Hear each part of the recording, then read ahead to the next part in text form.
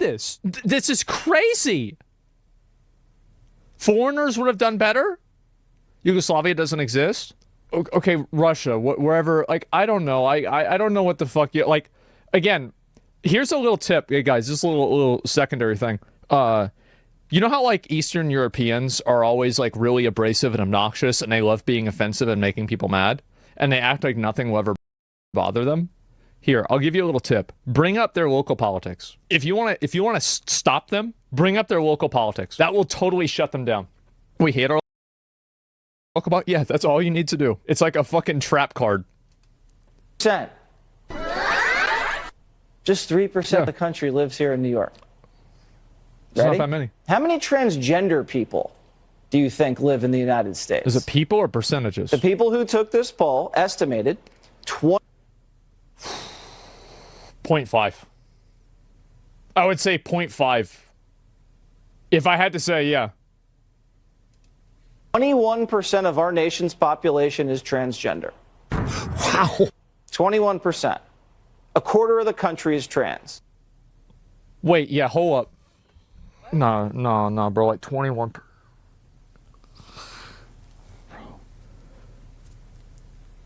No, there's no way, right? That's what people think. I think it's 0.5. Now, are these news stories starting to make sense? It's like 0.5. In reality, the number is 1%. 1% is trans. Okay. By the way, is it rounded up? Yeah, I feel like it's less. Let me look up. What percentage of the U.S. is trans? 1.6 million in the U.S. This is from Reuters. 1.6 million out of 300,000. That actually would be 0.5. Yeah, I thought it was 0.5. Because, like, y'all know how I am. Like, I mean, with numbers, like, I remember a lot of numbers. And so, like, I've probably seen this, like, at some point. And so, I remember this shit. It's less than 0.5, yeah. How about gay people? We spend a lot of time 7%. 7%, I think. 7 to 8% identify as LGBT. Talking about sexual orientation. With all that attention, surely that number must be high. Well, Americans estimated that 30% of their fellow citizens are gay. Oh my God. Wrong again. The real number is... Okay. I can see why I got it wrong. The reason why is, like, gay or lesbian is only one component of LGBT. So, like, yeah, that's why. I think if you add all of it together, it's like 7% or something like that. 3%. That's crazy. 3% is way too low. I think it's too low, too. Like, let me look it up right now. What percentage of the U.S. is LGBT? Now, I don't want to say that...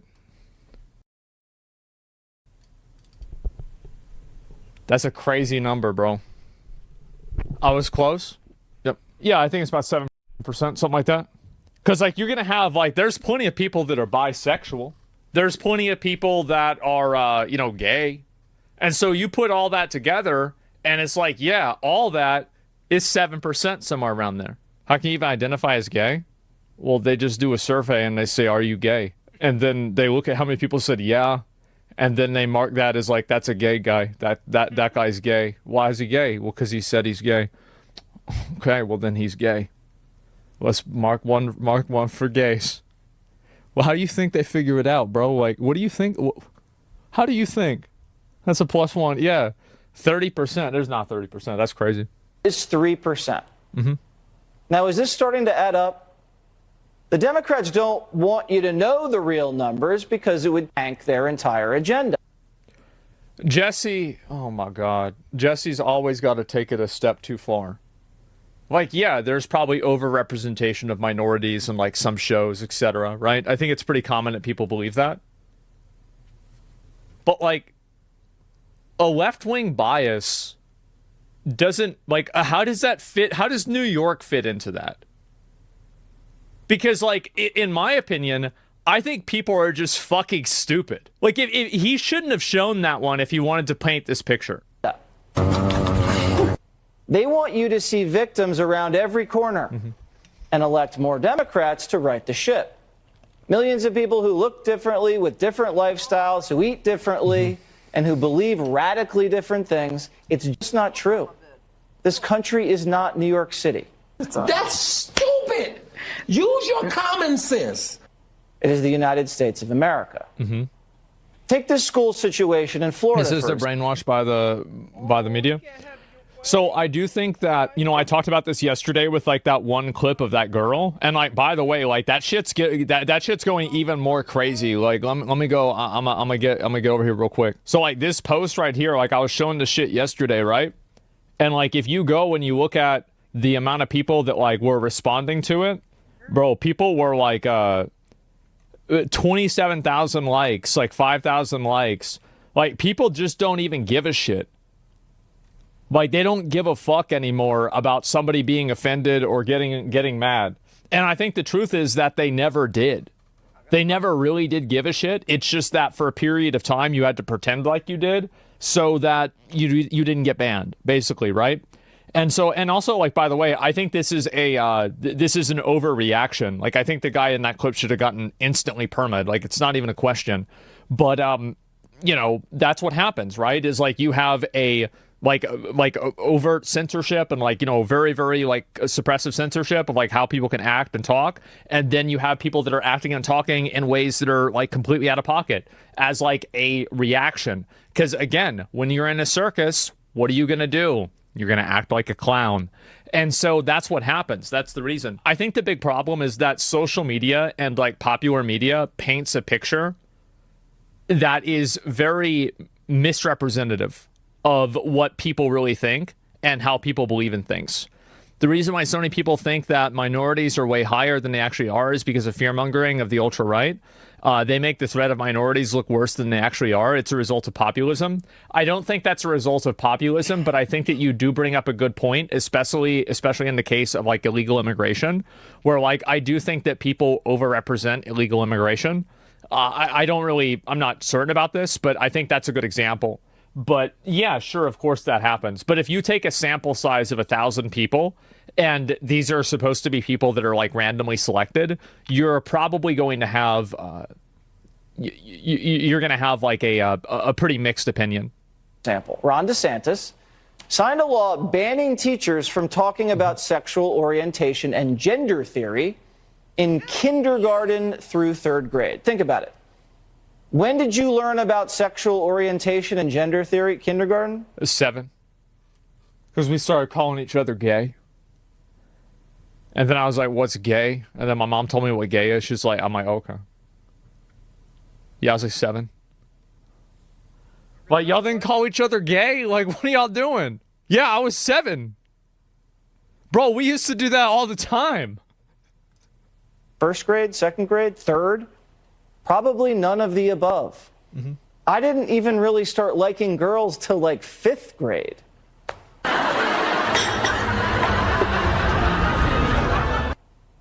This is what the Democrats are pushing. Maybe it's not their fault. Maybe they're among the millions of people who are miscalculating, who think 21% of the country's transgender. Well, they're 100% part of the group that's miscalculating. Like, absolutely. Like, everybody's miscalculating. Like, you get 1,000 people randomly selected, you're going to get a lot of everybody. Like, let's be honest. Now, this law has the left really upset. One teacher tweeting this. Yes. Out of the 32 students that I teach, 20 of them are LGBTQIA plus. I feel that we need to So it's a 7%. So if they say it's 7% for all of these, and then 20 out of 32... So, like, what is the odds out of 32 individuals, 20 of them will occur inside of that 7%? That's got to be into the 99%. That's got to be some fucking third standard deviation shit. Like, there's no way it's not. Oh, my God. better. A 4th grade teacher says 2/3 of her 4th grade students are not straight. Nice. I could be wrong, but this statistically is not possible. And it's not just the teachers who fall for this stuff. Unlikely. Disney is going all in on this too. This just happened a few minutes ago. So we no longer say ladies and gentlemen, boys and girls. We've provided training for all of our cast members in relationship to that. So now they know it's hello everyone or hello friends. We are in the process of changing over those blah, blah, blah, blah. Those recorded messages, and so many of you are probably familiar when we brought the fireworks back to the Magic Kingdom. We no longer I've had people that have even tried to correct me on this. They've tried to tell me don't use gentlemen because there's like girls that are watching, or like don't say guys. Yeah. Can you believe that, guys? That's crazy. Ladies and gentlemen, boys and girls, we say dreamers of all ages. Don't want to just assume because someone might be to be fair, I think that makes sense with Disney because there's a lot of fucking Disney adult millennials that are still obsessed with Mickey Mouse and shit. So yeah, referring to them as boys and girls might not be accurate anymore. Holy fuck. In our interpretation, maybe presenting as female, that they may not want to be called princess. Mm-hmm. So let's go ahead and look at some of the other data points that they showed here. So I do think that obviously, like, Jesse's trying to paint a very, like, Jesse has an agenda here, okay? He always does. And I've seen this guy, he's like, I mean, again, oh, what was it? What was that dumb thing he said on that podcast? Yes, Fox host thinks $20 an hour is a six-figure salary. If you're making $20 an hour to work at a fast food restaurant, right? Is that six figures? Hey, this is so I just want you guys to understand where you're getting this information from. Okay, so we want to talk about like a math deficiency, like a number incongruency. Well, we got somebody that's pretty good at not doing what the numbers is. So yeah, just keep that in mind. Anyway, let's go ahead. I'm gonna look at this real quick. Let me see here. Fuck, let me see if I can find it. Sorry. A lot of these other median estimates, like for example, have an advanced degree, are Catholic. Well, I guess Catholic could be bias. Have a passport, are married, have at least a kid, voted in the 2020 election. I do think that it is very obvious that the things that are represented a lot in media, like for example, LGBT or like minorities, I do think that it's very clear that they are seen as being much more prevalent than they are in society. This is exactly true. But I do think that these incongruencies exist with everything. It's not necessarily just that media. So this might be something that like media plays a part in, but I also think that people are just fucking stupid. So that's another big factor too. Who thinks Muslims are 20% of America? Yeah, there's a few other ones here. People think 20% of the US is Muslim. It's actually only 1%.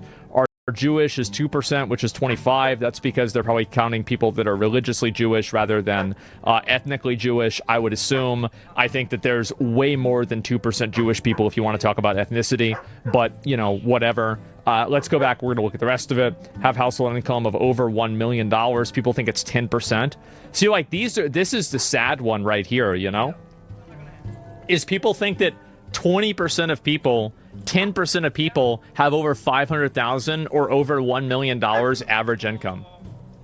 That is such a massive, like, just overrepresentation. It's crazy. All the estimated percentages closer to 50% are the reality ones. Looks like people just don't understand percentages. I mean, maybe you're right. I think it's probably 3 or 4 different things at the same time. YouGov is the worst metric to measure against. Well, if you've got a better one, I'd want to see it. Household income, not individual. Yeah, no, you're right. And that is slightly different. So I think that the average household income for 1% is $800,000. Let me look it up.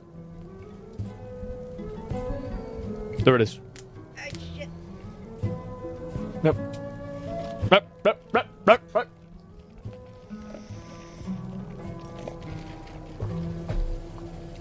Oh, it's not? No, that's what it says. For top 1%? Yeah. 800K? Well, here's what's so crazy about this number. I stand corrected. Never argue with me about a number. I remember the fucking numbers. So, It was 800,000, and it's 800,000 in 2024. Now, or sorry, back then, this was literally only 2 years ago. It was $500,000. Think about that. That it potentially has gone up by over $300,000 in 2 years. You think all of this? So there are people in chat that think that this is because of OnlyFans. The reason why this wealth disparity has happened across the entire country is actually, it's because of OnlyFans. You know what? You are completely right. I totally agree.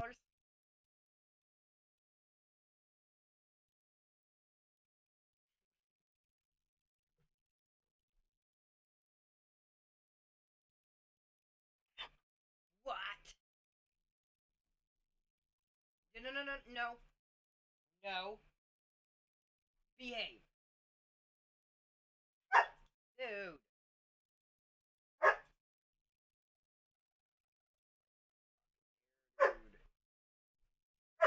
Dude, stop it.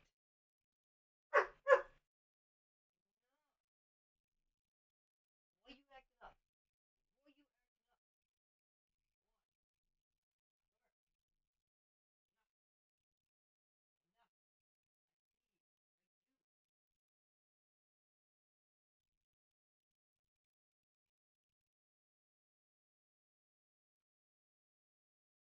boy. Behave. Good boy.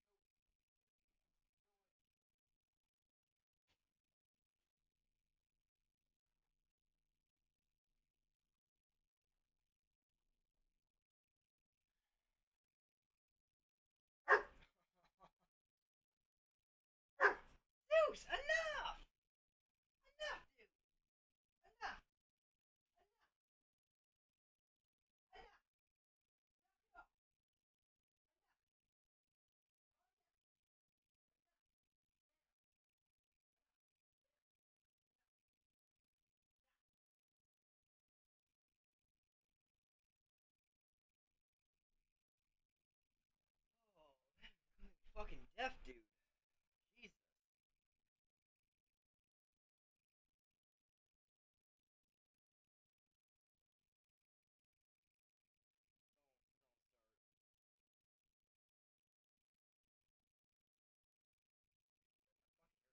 Don't start.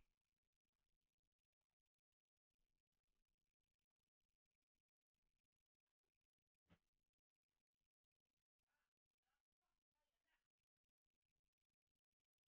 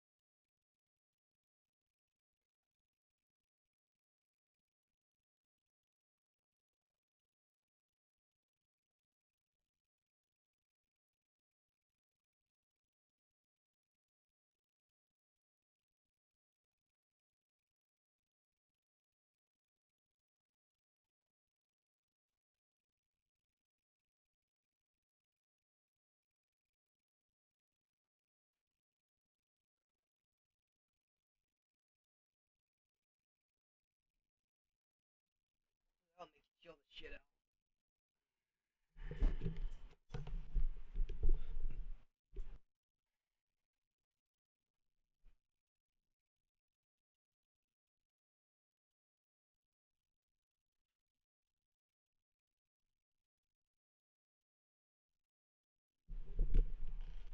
Oh, what's shit?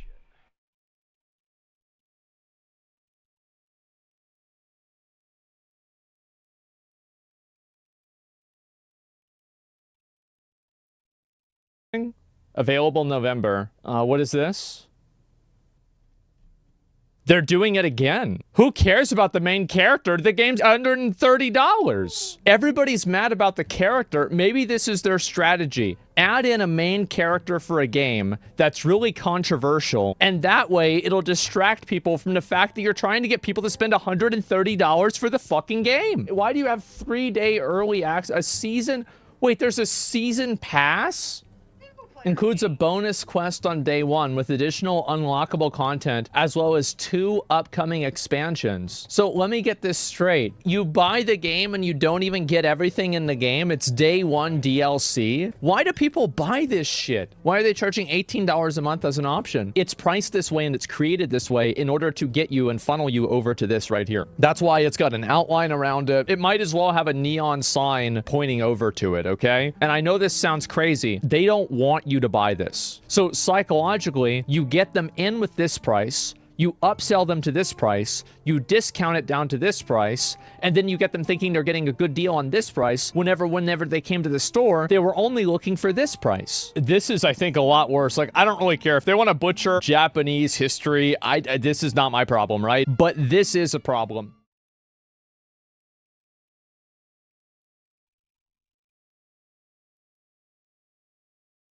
What's oh god. The WoW Classic shop is now open. What? No way. I've waited years for this. Let's check it out. Auspicious Arbor-worm. Whoa. This looks amazing. Might be the best mount I've ever seen. What? Holy moly. Look at the pixels on that. See that? God damn.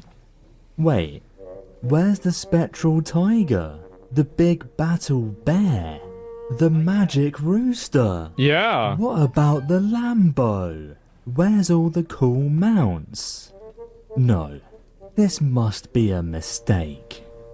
Huh? Where's all the pets? This is so lazy. There's nothing to buy. The worst part is that there are people that are thinking this way.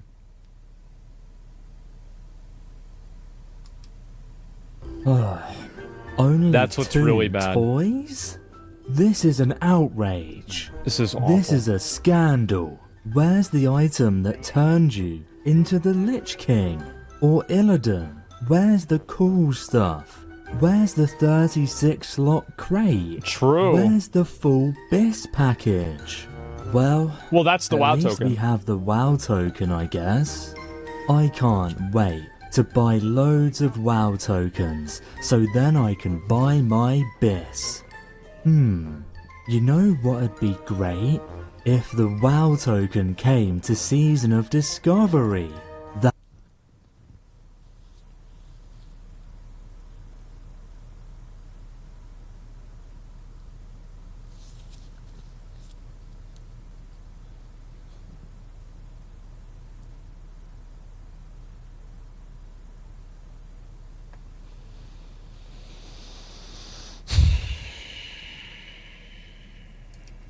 That would be so hype.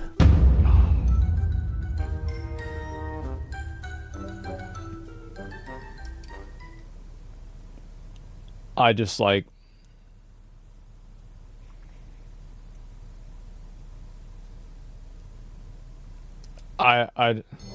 Yay! My new dungeon group's ready. Let's go. I'm so hyped for this. Is this Cataclysm? What dungeon's this? Hi guys. What's this dungeon called? Never done it before. Wow. Then kick him out. Playing a paladin is so fun. Then kick him out, bro. Guys, you guys like chicken? I love chicken. Damn, these guys Bro, I kick somebody like this. Like, I would kick him immediately out. aren't talkative. I'd get him out. Hello? Well, I in the fire? I died again. Healer? Interrupt and don't stand in shit. Uncensored. How do I interrupt? I'm Paladin. Okay. To be fair, this is exactly how people acted in 2011. Like, I remember whenever Blizzard changed the lockout system from 25-man and 10-man having a separate lockout to being the same. People didn't figure that out until, like, the end of Mists of Pandaria. Like, I would have people join groups for Throne of Thunder. Oh, wait. Oh, that's right. I did 10-man this week and they is the same. Oh. I gotta go, guys. What's that? It took like 3 years. Did you click beta? Huh? Time for the first boss. Yeah. Big damage. Look at me go. Oh, wow. Hell yeah. Look at my damage. I'm insane. Huh. I don't seem to be doing damage. You have to go down and kill the things. Where's my group gone? Guys? By the way, people would do this. Like, people would really do this. This is so bad. Yeah, no, people would do it. Kind of hurts a lot. No, this is the way it was. It's okay. I'll solo the boss. Yeah, no, this is the way the game was. Left? We must kill the boss. I'm the #1 DPS. And for good reason. Because I'm the best. Yep, they would do this the whole time. This guy gets it. Good job, A-Tower. Don't know what those other guys are doing. Just fucking standing in it, bro. Just fucking standing in it. I died. Yep. I got kicked. I'm needing. You want to know what's really fucked up about this video? Is this video actually got me more excited for Cataclysm than anything else because it, like, unlocked that nostalgia. Because Jeff played a Ret Paladin back in the day, and he played like this. And, like, I remember my friend and I, we used to queue 5-man dungeons and, like, annoy people. And we would, like, it would be, like, me and him. Like, I was a warrior, he was a Death Knight. And we queued up into a Halls of Origination one time, and it was, like, 3 in the morning. And we were trying to hit on this girl, and he actually got her to give her, like, give him her real ID. And now they live together in Nebraska. Went to high school with him. Yeah.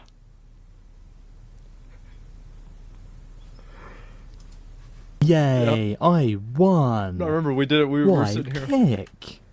That's not very nice. It's the Halls of Origination. Man. That is fucking crazy. How do you know it was a girl? Because we would say, "Hey girl, let me get your real ID." That was the phrase that we kept spamming to girls. Like in Cataclysm, like everybody in my friend group, nobody had a job and everybody played WoW. So like we would do this thing where like we would just join groups and just make the group worse. Like one time, like my friend Zach, like we were gonna go to Jack in the Box, but then he was in a rated battleground group. So I walked up to Zach's grandma's house and I was like, "You ready?" He says, "Yeah." And I'm like, "Well, I thought y'all were getting ready to do it." He's like, "Oh shit, yeah, Q popped." And I'm like, "All right, well, I can just wait." He's like, "Nah, it's fine. I'll just turn it on." And I said, "What do you mean?" He said, "I just turned the bot on." And I said, "You just gonna bot this rated battleground?" He says, "Yeah."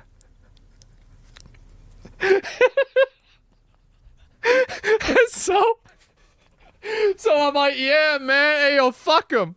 And so we went over there and we just said Jack in a Box. And I remember at the time that we were there, a debt collector called him We were at the drive-thru for Jack in the Box, and a debt collector called them. They said, "Oh, hello, is this?" He's like, and it's like, "Yeah, this is me." And he's like, "This is, Carl from a debt collection agency."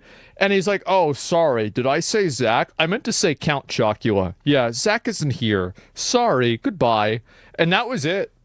We fucked around. I don't even know if he ever paid them back. I'm pretty sure they just wrote it off. Yeah, every store, that's how it was. Yeah, and I remember we used to do this thing, let's see.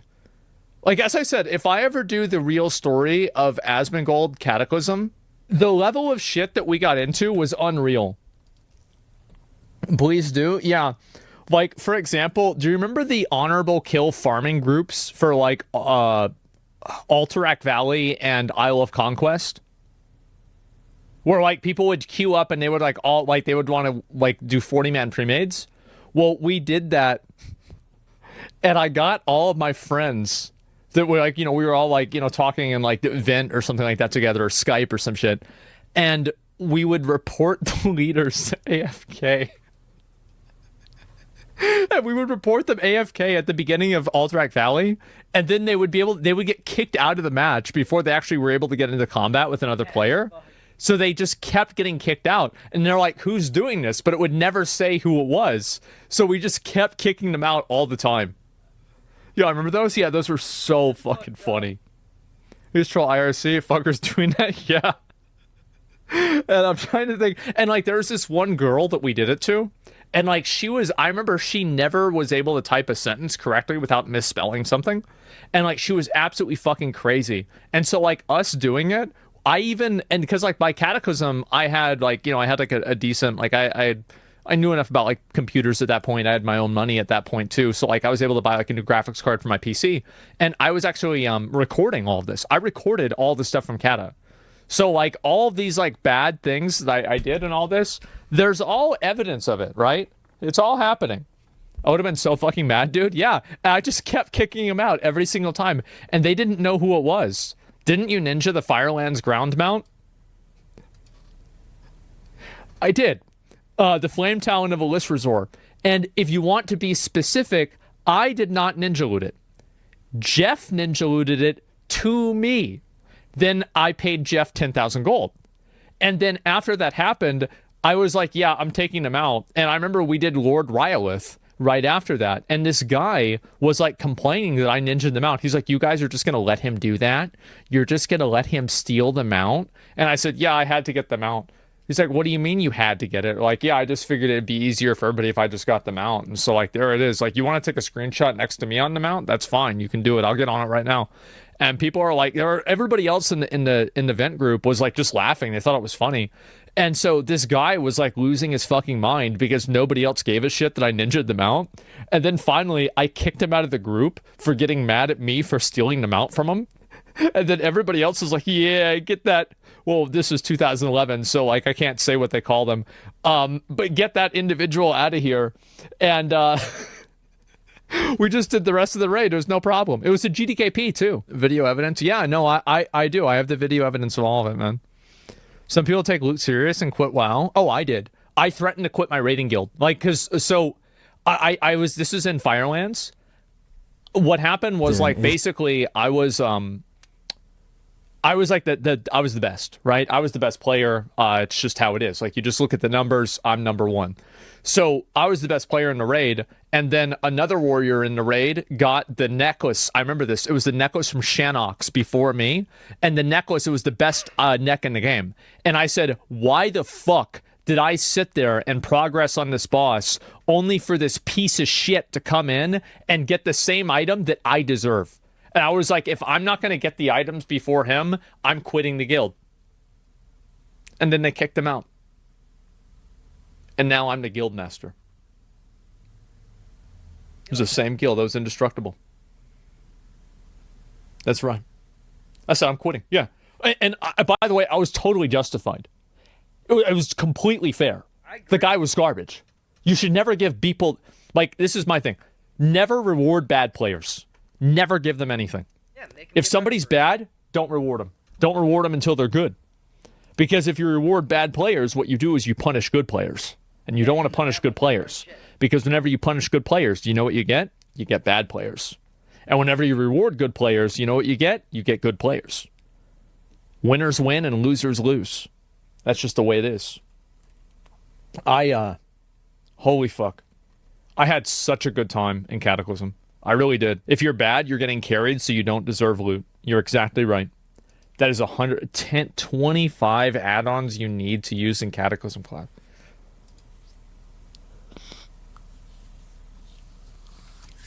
I don't know what to say, bro. Like, I really don't know what to say. Like, that's just the way it is now. I mean, like, I don't even know, like, what the fuck. I want to watch that.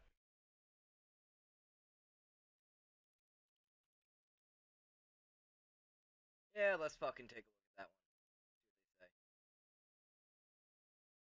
Hey everyone! Add-ons in World of Warcraft can drastically improve your experience in the game, from making systems you interact with every day more convenient and easy to use, to saving you time by showing information you'd find somewhere else directly in-game, to literally adding new features to the game. Today in this video, we're gonna be exploring 25 add-ons that are almost essential to having Classic Cataclysm. Some of these will probably be things you already know about and that you're already using, but I also explored the depths of CurseForge to find those new hidden gems that nobody knows about. So there will be a lot of new super useful add-ons specifically for Cataclysm as well. All the links to every add-on mentioned here will be in the description of this video. So without further ado, let's get into it. First, before we talk about add-ons, let's talk about add-on managers, because you don't want to be manually copy-pasting folders in your add-on directory every time you want to install something new or when there's an update to an add-on you use. Add-on managers do all of that for you automatically. There's a few of these that are good, but the one I've Liatrix Plus is one of those. This add-on just makes WoW much more convenient, and with this one add-on, you'll be skipping installing 10 other add-ons thanks to how feature-rich it is. From making your quest log more detailed, automatically selling junk and repairing items, combining all your add-on buttons in one button, automatically accepting resurrects, making loot faster, automatically accepting and turning in quests, and much more. Get Liatrix, explore the options it has, and never worry about all of these things ever again. From the makers of Liatrix, you also have Liatrix Maps. I love this add-on because it makes your map way less cluttered with useless information. It unveils unexplored areas, adds coordinates, lets you zoom in on the map, resize it, makes it transparent, and much more. Along with that, an add-on that I installed like 12 Eats the shit out of FPS though. Like if you look at the bottom left of my screen, 142 with this mini map open, which is Liatrix Map. It's the expandable one. However, oh, look at that. When you do that, it drops even fucking more than 95. Look out of this, boom, I'm gonna hit my 200 cap. It fucking tanks performance. years ago and that I can never go without now is TomTom. The main thing I find myself using the most with TomTom is to fly straight to where I want to go. If say I want to go from Stormwind to Eastern Plaguelands, I can drop a marker on the map and the arrow will show me if I'm aligned with my objective. But another super useful feature is that when you're in Wowhead and you're looking for the location of an NPC for example, Wowhead lets you copy a TomTom command that you can just paste in-game to know exactly where the mob or thing you're looking for is. Super useful add-on. Next, we have Transmog Outfit Manager. In Cataclysm, we now have Transmog, but the Transmog window is lacking a bunch of useful features from retail, like the Outfit Save feature. Transmog Outfit Manager brings that back and lets you save your Transmog so that you can easily reapply it to new items whenever you get a new piece of gear, for example. Or if you just want to switch between styles depending on the day of the week. To stay with Transmogs, we obviously have All the Things. ATT is an add-on that is intended for completionists, but it's also a super complete database of all the item appearances in the game along with where you can get them. If you're a transmog collector or if you just want to see what's around that you might want to go chase, All the Things is the add-on for that. There's a great weak core if you don't want to use that. It is somewhere in here.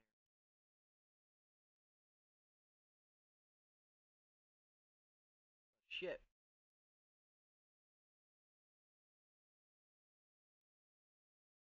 Fucking blind. Oh, here. Transmog check. Weak core. All it does is highlight over this, and the very bottom says appearance collected or not.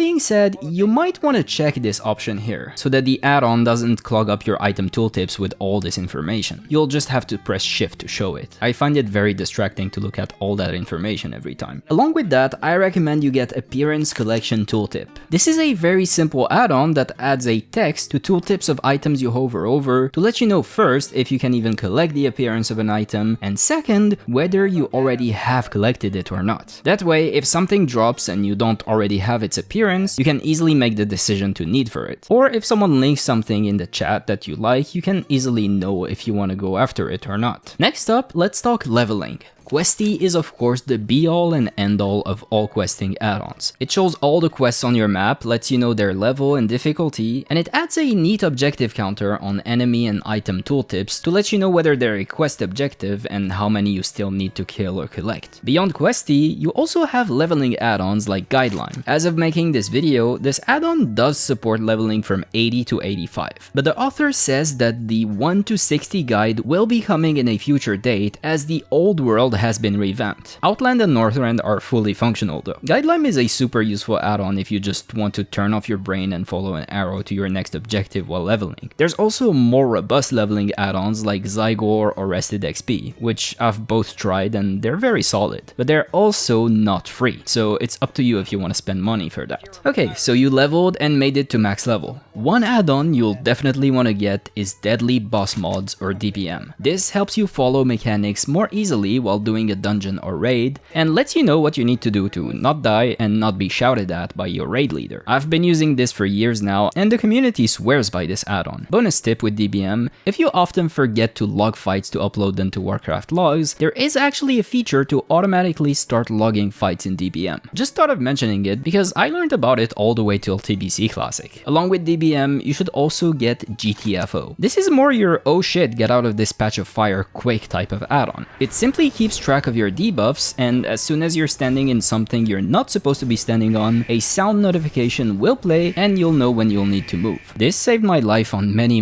occasions. Of course, if you're doing dungeons or raids, you want to compare your damage or healing to other players so that you can either flex on them or feel bad about yourself and improve. Details does that for you, and it's the damage meter that everyone uses. If you're a tank or you're just scared of pulling aggro, you can also use the tiny threat plugin that comes with it, which keeps track of threat on a given mob. At max level, reputations play a big role in Cataclysm, as they're the source of a lot of pre-raid BIS items, so you'll be seeing your reputation tab quite a lot. Reputation Guide improves this tab by showing the remaining reputation till the next level instead of the current one, lets you know which quests you want to be doing to increase your reputation, automatically tracks the reputation you're gaining levels with currently, and much more. What I personally also did is I created a simple weak aura that reminds me when I'm missing a tabard while doing a dungeon. Weak Aura, by the way, is another super useful add-on, and it basically lets you create mini add-ons to do simple things like this, or even more complex things for the matter. But yeah, what this does is it reminds you to equip a reputation tabard if you're missing one when you enter a Cataclysm dungeon. I'll also update it in the future so that it lets you know when you already reached Exalted with a faction and you're still wearing their tabard. To go back to quality of life add-ons,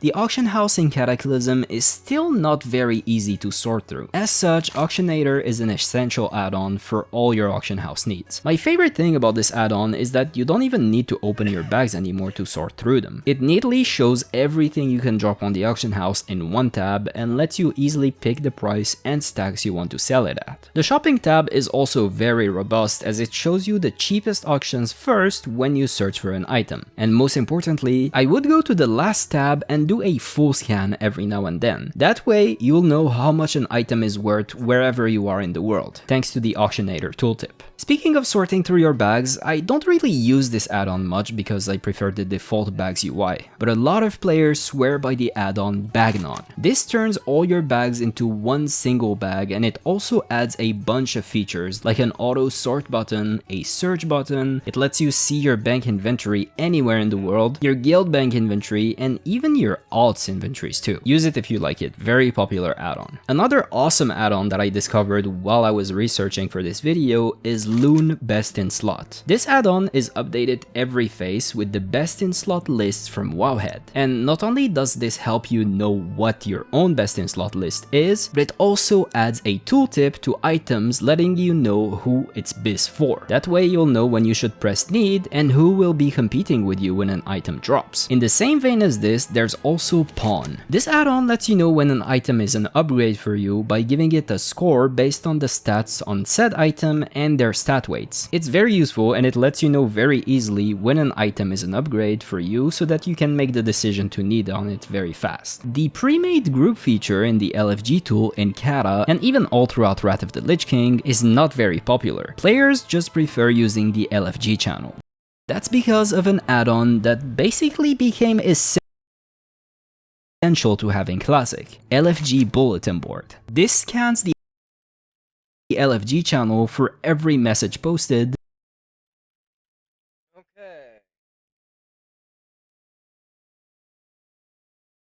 and organizes that in a neat window showing who's recruiting who for what instance. The LFG channel is a complete mess to use without this, so do yourself a favor and start using this add-on right away. Let's talk archaeology. This is a secondary profession that is quite important in Classic as it contains phase 1 pre-BIS items that will last until heroic raiding. I made a comprehensive guide on how to level it and maximize your chances to get these items if you want to check it. But if you're gonna be doing archaeology for hours and hours on end, comprehensive guide on how to level it and maximize your chances to get these items if you want to check it. But if you're gonna be doing archaeology for hours and hours on end, at least let's make it more convenient. Farm HUD is a super useful add-on for archaeology, and I discovered it by complete luck from a guildie. It's not even on CurseForge for some reason, you'll need to install it from a GitHub. But what this does is it adds a super useful interface while you're doing your archaeology that lets you easily know exactly where you should be going to maximize your chances of discovering the fragments in the zone and minimize the time you spend in there. I'll let you install it and figure it out yourself. It's way easier than me explaining it, but you won't be able to do archaeology without it anymore after you start using it. To complement this, you can also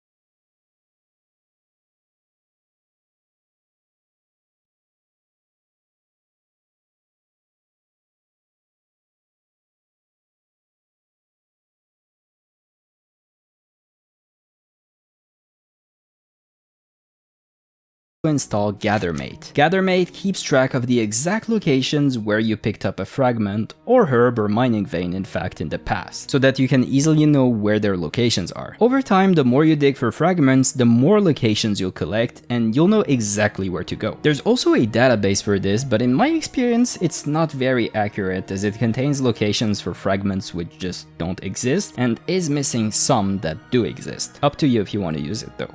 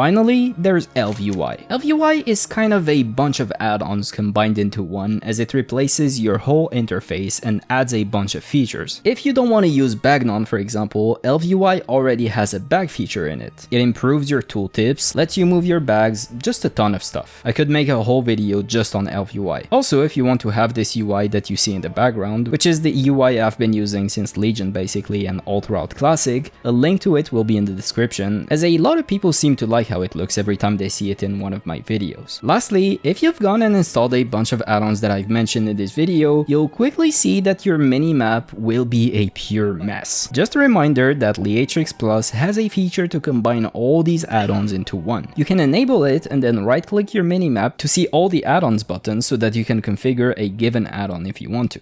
With that, that's everything I have for you today. Those were 25 add-ons that I personally use and that a lot of people in the community use as well. I've tried to look for new things that are specific to Cataclysm for this video, so I hope you found something new here that you'll be using.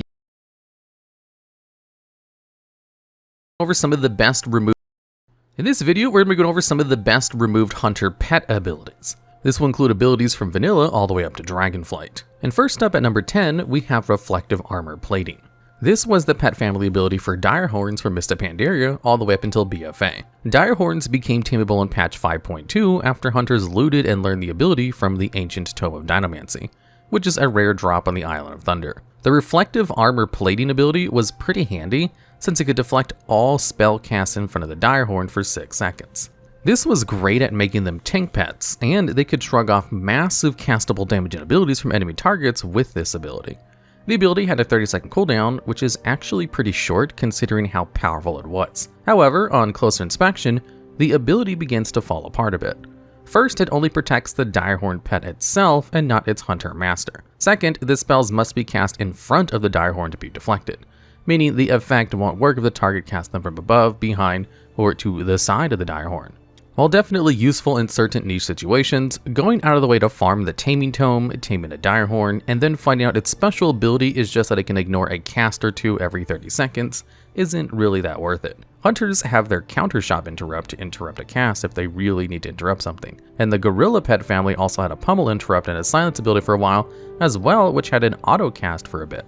However, since it is the same as the Warrior's Pummel, which is still very much in the game to this day, we won't go too far into this topic. With the somewhat lackluster support for reflective armor plating from the community, Blizzard decided to scrap the ability when they redid a ton of pet abilities at the start of Battle for Azeroth. Now, the Direhorn special family ability is just Gore, which provides the Mortal Wounds effect, which decreases healing received. It may sound dull and was implemented poorly, but the idea of a pet being immune to unfriendly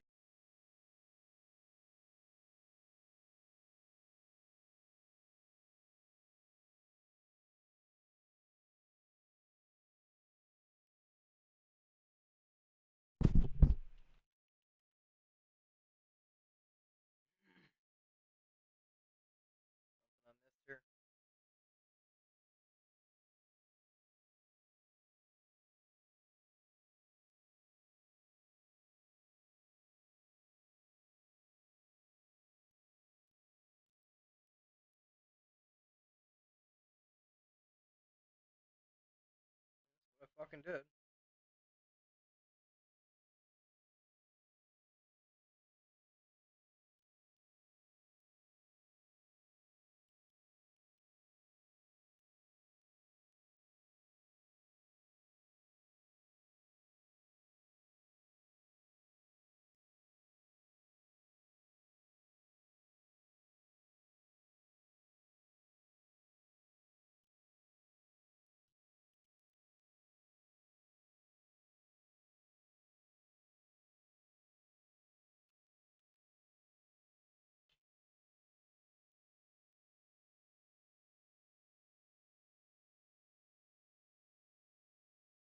Oh, wait.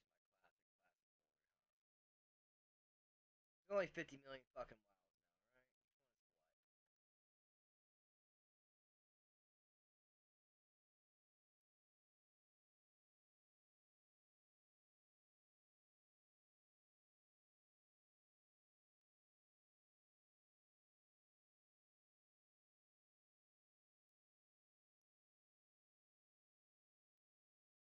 I really fucking don't know what is what.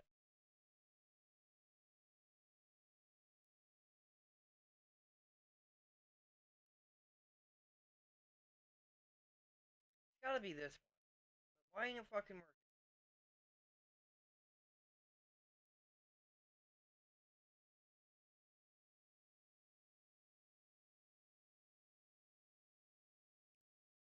What did I do wrong?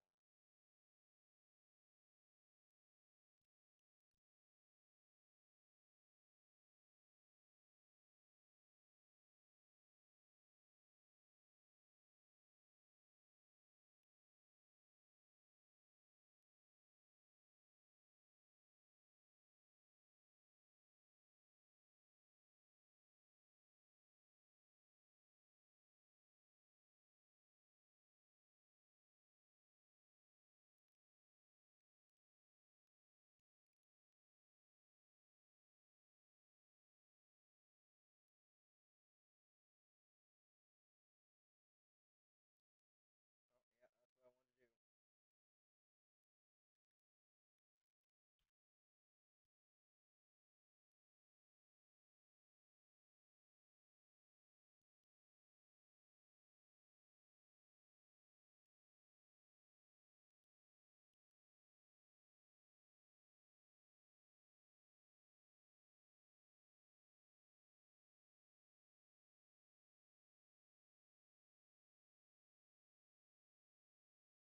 Still don't see it in here.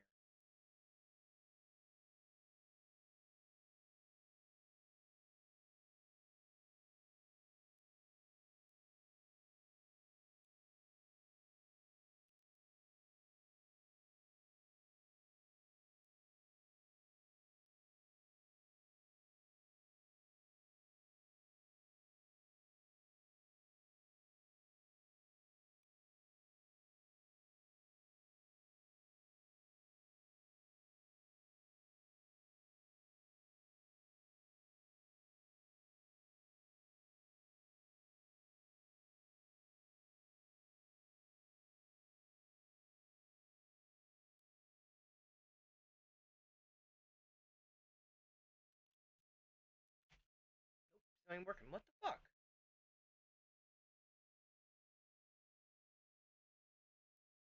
I did.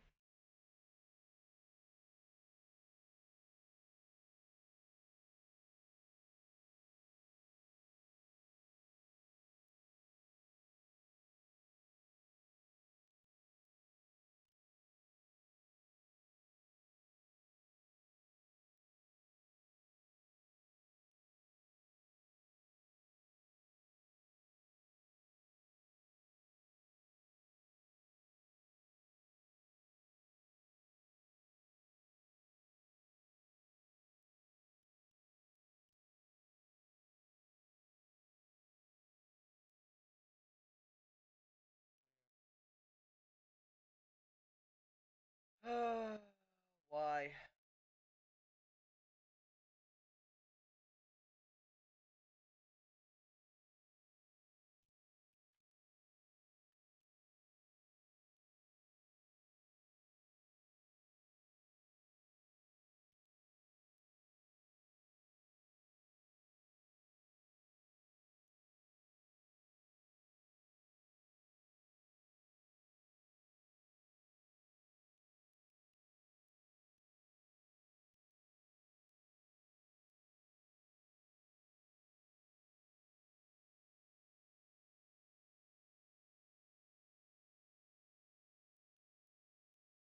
What's the fucking problem with having so many of these goddamn dumb different ones?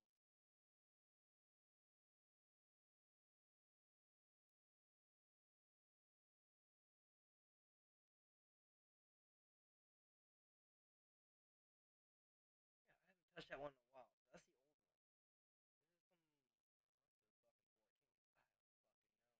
I don't fucking know.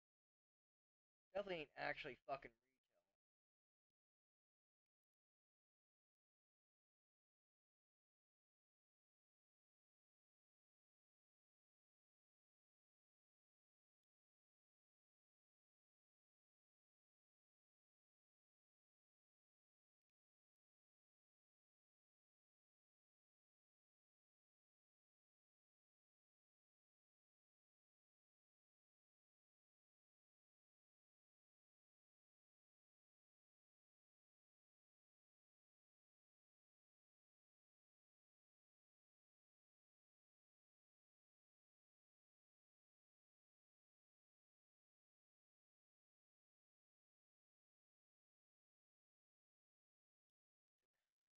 trying to fucking take it from the other one.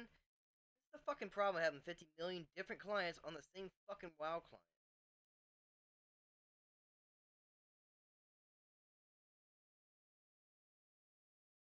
Oh, sorry, we're gonna do. Okay, fuck you. How about this?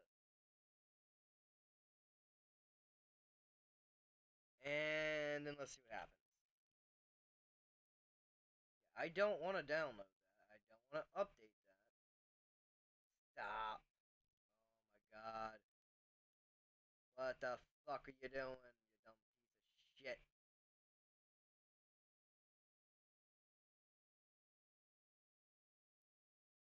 Stop. Fuck off.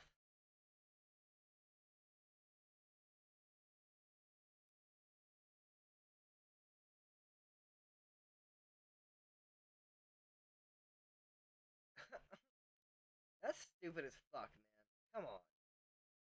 I don't want to fuck with this.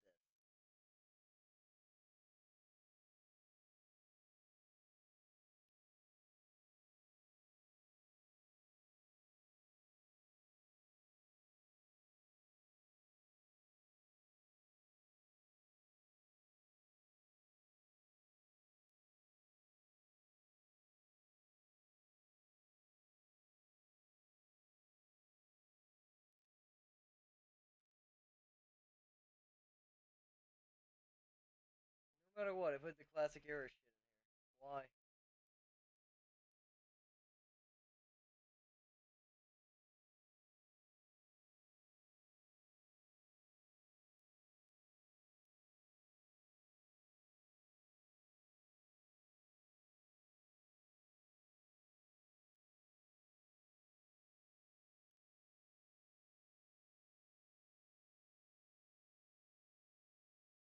Oh, so I don't know.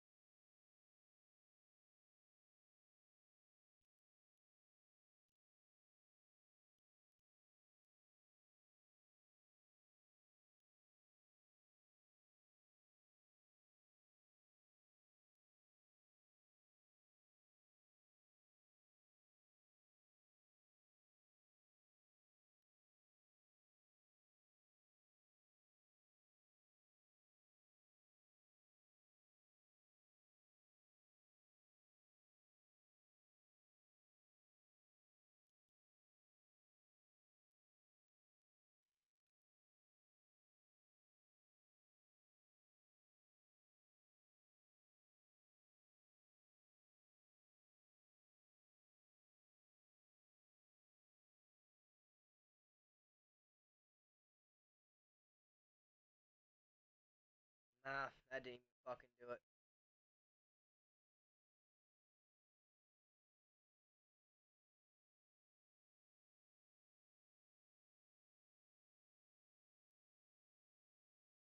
Well, shit, I don't know.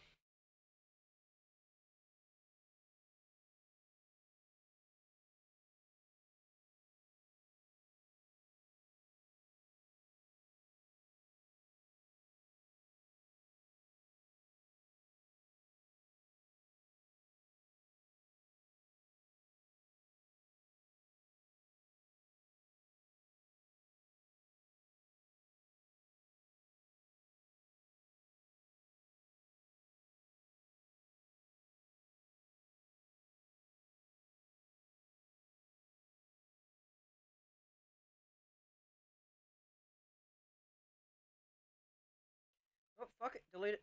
I don't know, tell him. Fuck it.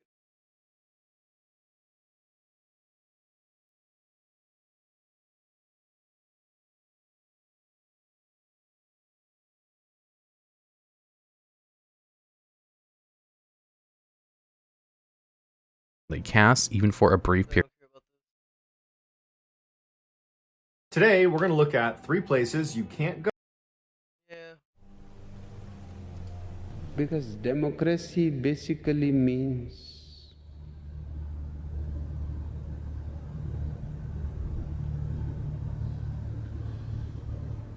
government by the people, of the people, for the people. But the people are retarded.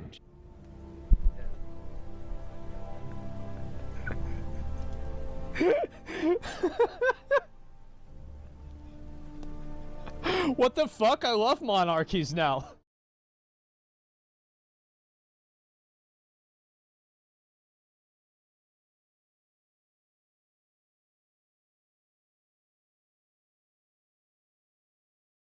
Fuck's doing that?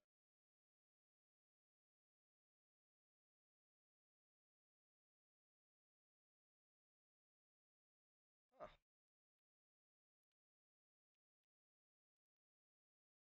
Okay, well, I guess fuck that too.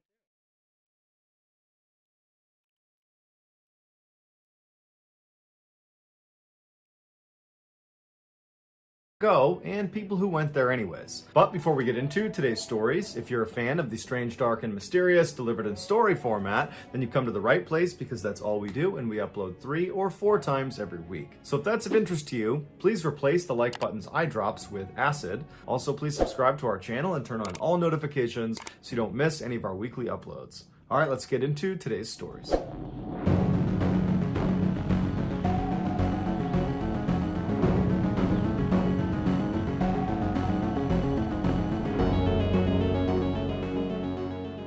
In the 1960s, Alan Burkhart opened a riverfront restaurant in Beaumont, Texas. And for the next 50 plus years, his customers would eat burgers, drink beers, and on super hot days, they would jump off the pier into the river to cool down. But one day in June of 2015, while Alan was in his restaurant looking out the back window, he saw something strange in the river. When he went outside to get a better look, he noticed his customers who were eating outside had also noticed this strange thing, and now they were standing up and nervously watching it as it floated by.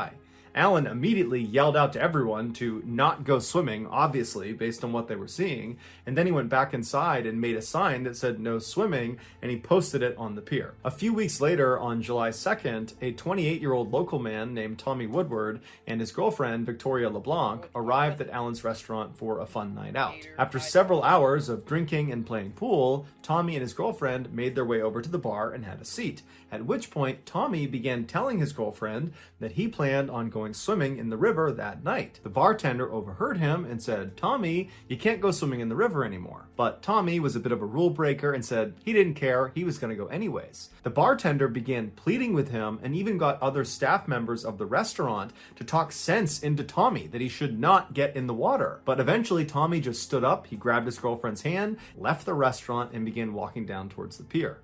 The bartender at this point just kind of rolled her eyes and thought, I can't do anything to stop him, and so she went back to her bartending duties. When Tommy and Victoria got down to the pier, the black water was quiet and calm as Tommy took off his shirt and removed his valuables from his pockets. Right before Tommy was about to jump into the water, Victoria stopped him and said she thought she saw something moving underneath the pier. But Tommy just laughed and said he didn't care and jumped into the water and disappeared below the surface. Immediately, the water around Tommy seemed to erupt like a bomb had gone off underneath him. When Tommy came back up to the surface, he was screaming and trying to swim back to the pier, but before he could get there, something pulled him under the water. And then a few seconds later, Tommy came back up again, and this time Victoria could see the left side of his torso was bleeding profusely. And so she instinctively leapt into the water to try to save him. And Tommy, even though he knew he needed help, he said to her, "Get back on land, save yourself." And so she obliged. She climbed back onto the pier, and when she turned around, she caught a final glimpse of Tommy as he was pulled back under the water, and this time he did not come back up again. The bartender had heard screaming and so ran down with a flashlight to the pier, and when she got there, Victoria was hysterical and she was yelling Tommy's name and looking out over the water, and so the bartender at this point is reasonably certain she knows what happened to Tommy, but if by some miracle he's still alive, she wants to find him. And so she raises her flashlight and she begins scanning the now totally calm black water. And as she's scanning, she finds him. He's floating face down, way off in the middle of the river. And as soon as the flashlight hits him, something pulls his body under the water and he disappears from view. It was no secret that the river that ran next to Alan's restaurant was home to alligators. But these alligators were small and they didn't bother anybody, and so the locals really didn't have any issue swimming with them. In fact, they had nicknamed two of the alligators that were seen the most often. They named them Cheeto and Marshmallow. But on that day in June of 2015, when Alan and the other guests saw this thing out in the river, what they were seeing was a monster alligator, the likes of which they had never seen before in this river. It was at least 11 feet long and over 400 pounds, and that summer it decided to make the underside of Alan's pier its home. And so that night, when Tommy leapt into the water, it was this monster alligator's feeding time, and so Tommy became its dinner. About 2 hours after Tommy was attacked, what was left of him was recovered from the river. Tommy became the first alligator-related fatality in Texas in nearly 200 years. Just north of San Francisco, California, lies Lake Berryessa, which is a massive freshwater reserve that provides drinking water and hydroelectricity to hundreds of thousands of people. The lake is not a natural occurrence. A dam was built in the area in the 1950s, and after it was in place, the water that pooled above it became Lake Berryessa. During the dam's construction, the engineers realized the structure would not be enough to keep all the water in if the lake were to flood. To solve this problem, the engineers installed what's called a spillway in the middle of the lake. A spillway is like a huge drain. When the water levels in the lake are normal, none of the water will go into this drain. But when water levels reach a certain point, the water, instead of spilling over the side of the dam, will spill into this spillway, and it will travel 200 feet straight down the 78-foot wide pipe. And when it reaches the bottom, the pipe bends sharply to the right, and the water is shot out on the other side of the dam into a creek. On a summer day in 1997, 41-year-old graduate student Emily Schwalick was swimming in the recreational side of Lake Berryessa. That evening, before she got out of the water, she decided she wanted to have a closer look at the spillway, which at the time, because the water levels had risen high enough, water was pouring down into this spillway. So Emily turned around and began casually swimming away from the recreational area towards the center of the lake. At some point, she would have seen signs poking out of the water, and she would have seen them on land telling her to stay back. After passing those signs, she would have reached a long line of red caution buoys that were the last line of defense to try to keep people back from this spillway. But Emily went under those buoys and continued on towards this huge drain. Meanwhile, the other swimmers that had seen Emily take off towards the middle of the lake, they didn't think she would actually get close to the spillway. Nobody went close to the spillway, and so nobody tried to stop her. Around 6:10 p.m., Emily made it to right before the edge of the spillway. It would have been deafeningly loud as 360,000 gallons of water poured over the edge into the spillway every second. Emily most likely was trying to get right up to the edge and then grab that outer cement lip and kind of anchor herself and then lean over the edge and get a look down into the hole. But what ended up happening is as she got closer and closer to the edge, the current picked up so dramatically that it began pulling her down into the hole. And so by the time she's over this cement lip, she had already turned around, realizing her mistake, and was trying desperately to swim away from the spillway.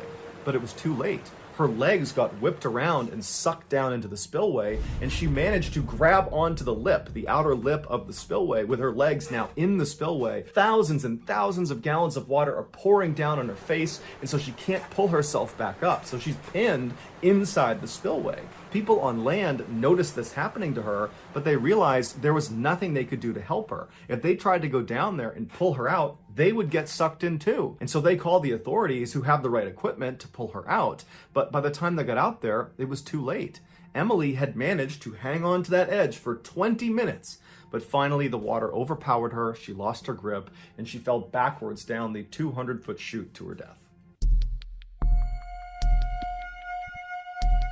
On August 6th, 2018, a manager at a grocery store in Lancaster, California, which is a town about an hour north of Los Angeles, started getting complaints from his staff and from customers about a terrible smell coming from the front of the building. The manager, who had come in the back door that day and so hadn't smelled anything, began walking through the store towards the front in order to investigate. He only made it to the cash registers before he had to throw his arm over his mouth and his nose because the whole front half of the store reeked. The manager's first thought was that food must have somehow fallen somewhere out of view and it was rotting, and that was causing the smell. But when he went past the cash registers and went out the front doors, the smell got exponentially worse, and he noticed the smell was predominantly coming from this brown liquid on the ground that seemed to be leaking out of the base of one of the pillars that lined the front of the store. And so the manager thought, well, it can't be food that's causing the smell. It's got to be a sewer pipe leak that's happened right underneath this pillar, and it's seeping up through the cement, and that's what's causing the smell. And so the manager went back inside the store and he called a plumber, and then a couple of hours later, the plumber showed up. The manager pointed at the brown liquid out on the front and explained what he thought was going on, and the plumber looked at it and then looked at the manager and said, there's no sewer pipe underneath here, so whatever that liquid is, it's coming from inside the pillar. And so the manager was stumped because this pillar and all the others in the front of the store were purely decorative. There's no reason anything would be leaking out from inside of them. There was nothing inside of them. And so the manager asked the plumber to pull off one of the bricks around the area where this liquid was coming from so they could see what was on the other side.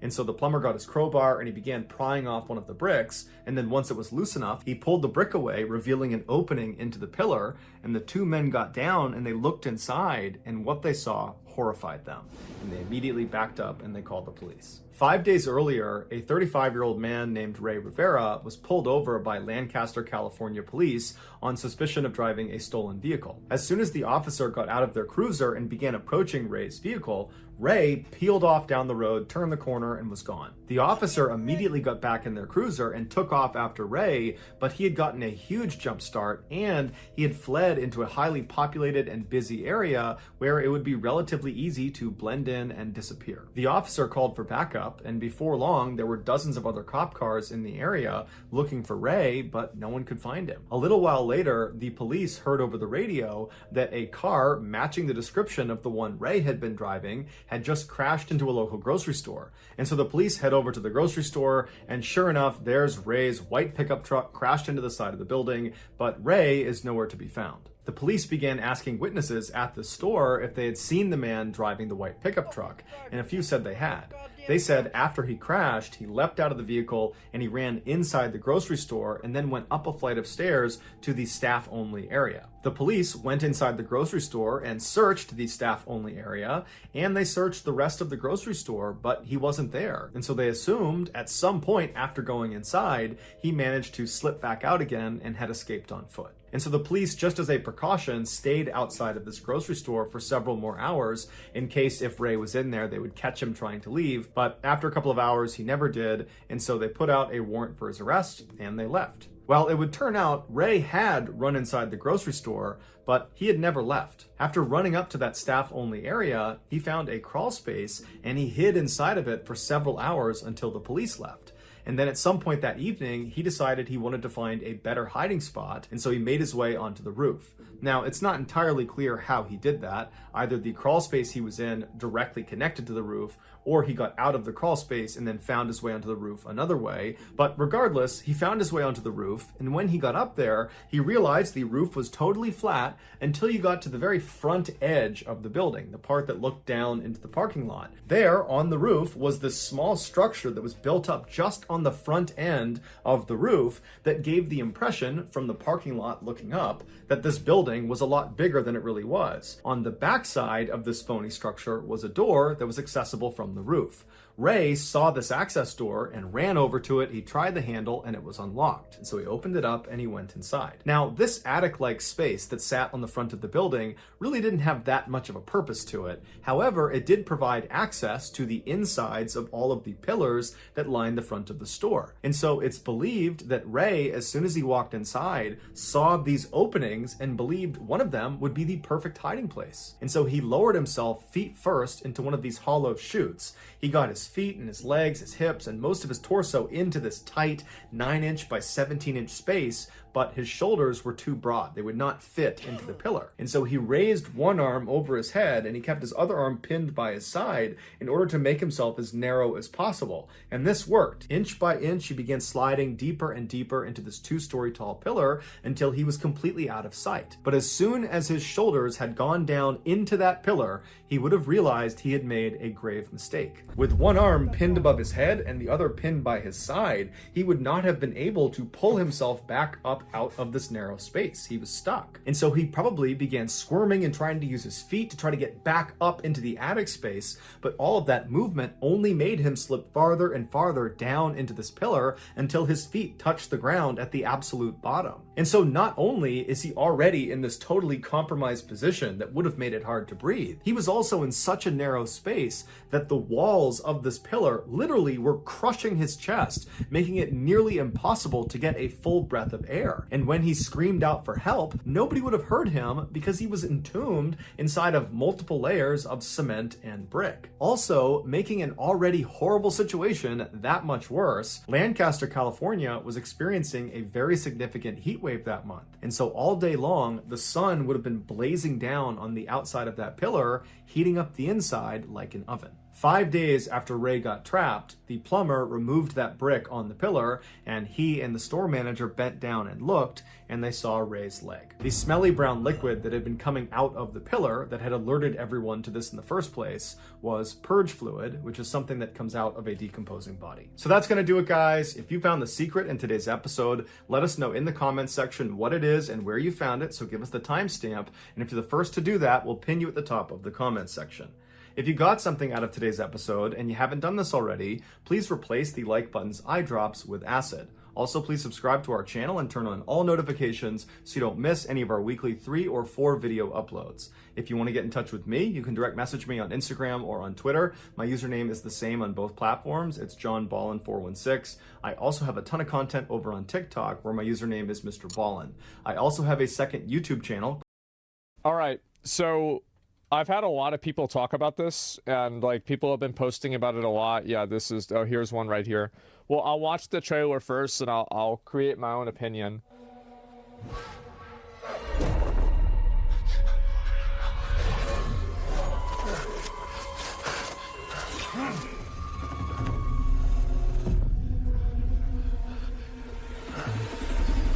Who are you? Who do you serve?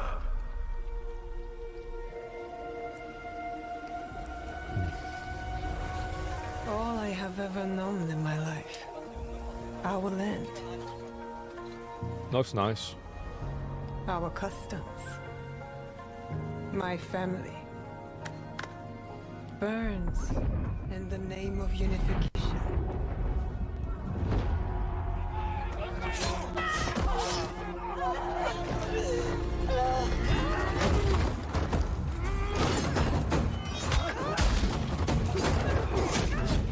Okay.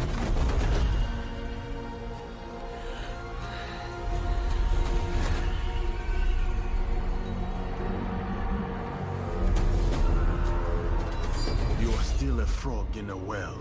who knows nothing of the sea.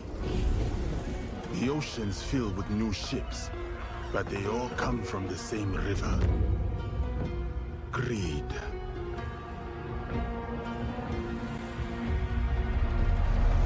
So this is the guy? Power.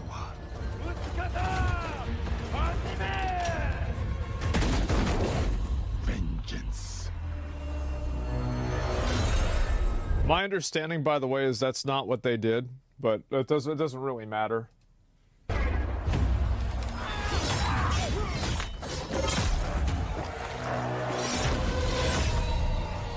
cool.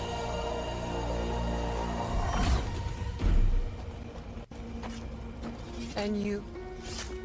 Will you continue down that river?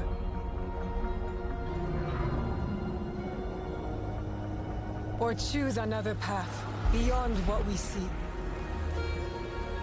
And we must look for it together.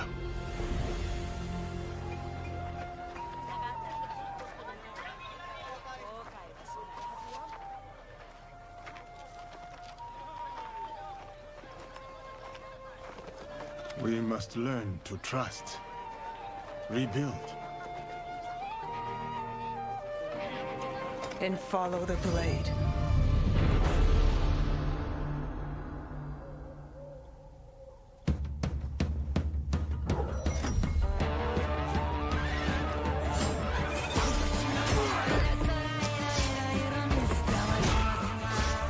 I will say the choreography for like the fights is pretty cool.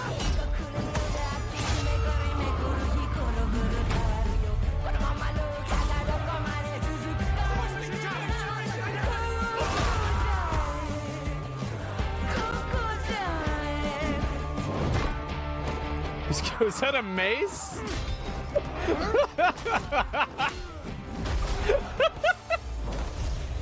I said, I love it. Look. we are the shadows. That serve the light.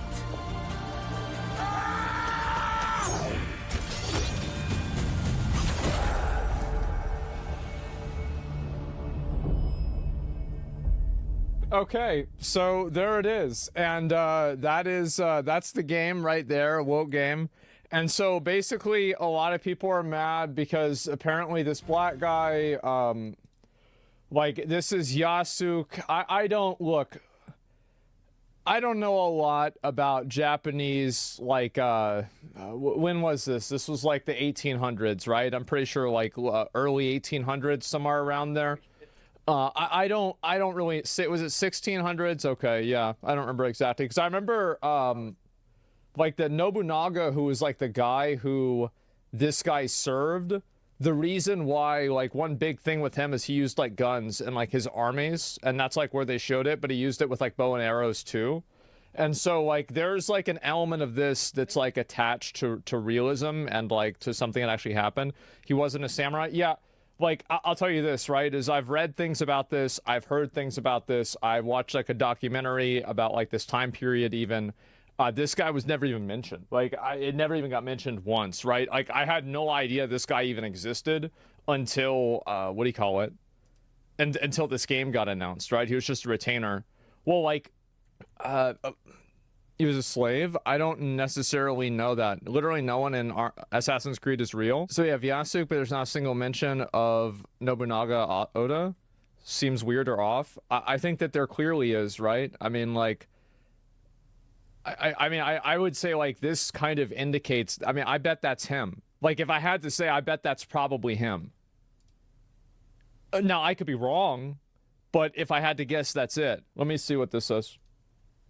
So we got our first look at the new Assassin's Creed game, this, and I gotta say, man, I'm not impressed. I'm actually just really annoyed right now. We have two main protagonists, one female, one male, just like Odyssey. We're gonna be using Neo, I hope I said that right, a female Japanese character. Yeah. And for the male character, they're gonna be using Yasuke. Now, I'm annoyed because they're using Yasuke, and I'm gonna tell you why. Yasuke is what they want to say is the first black Japanese samurai, when in all actuality, he was not even a samurai. He was a retainer, so he wasn't even a full-blown samurai. And for all of the characters they could have used for Japan, all these kind of different people they could have picked from. They picked Yasuke. Why do they pick Yasuke? Because he's black. Obviously. So in context, that doesn't matter to me. Because in all the Assassin's Creed games, every single character has been of some kind of different race and nationality. So that doesn't matter to me. That's fine. But you have to understand what day and age we're in. You have to understand the kind of social shit that they want to try to get across in these video games now. So instead of using a Japanese man in a game based in Japan, like they did with the other Assassin's Creed games, Altair, he was an Arab, obviously. One of my favorites, Connor, in Assassin's Creed 3, he was Native American. That was fine. And the most famous of them all, Ezio Auditore, who was Italian.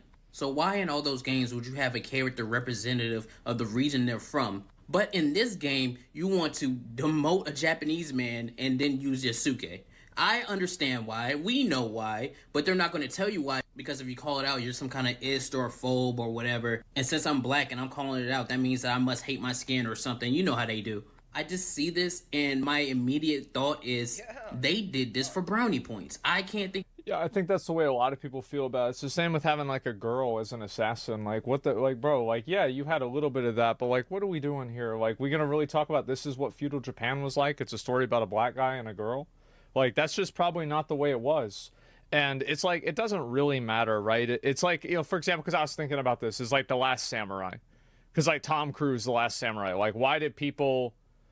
Like, because I don't know, like, how much different really is that versus this? It's hard really to say, because I was typing that too. That's a fair point. There are better choices. Yeah, and it's just like, here's the problem with, like, something like this. This is where I come from with this. Very different era, though. Yeah, that's true.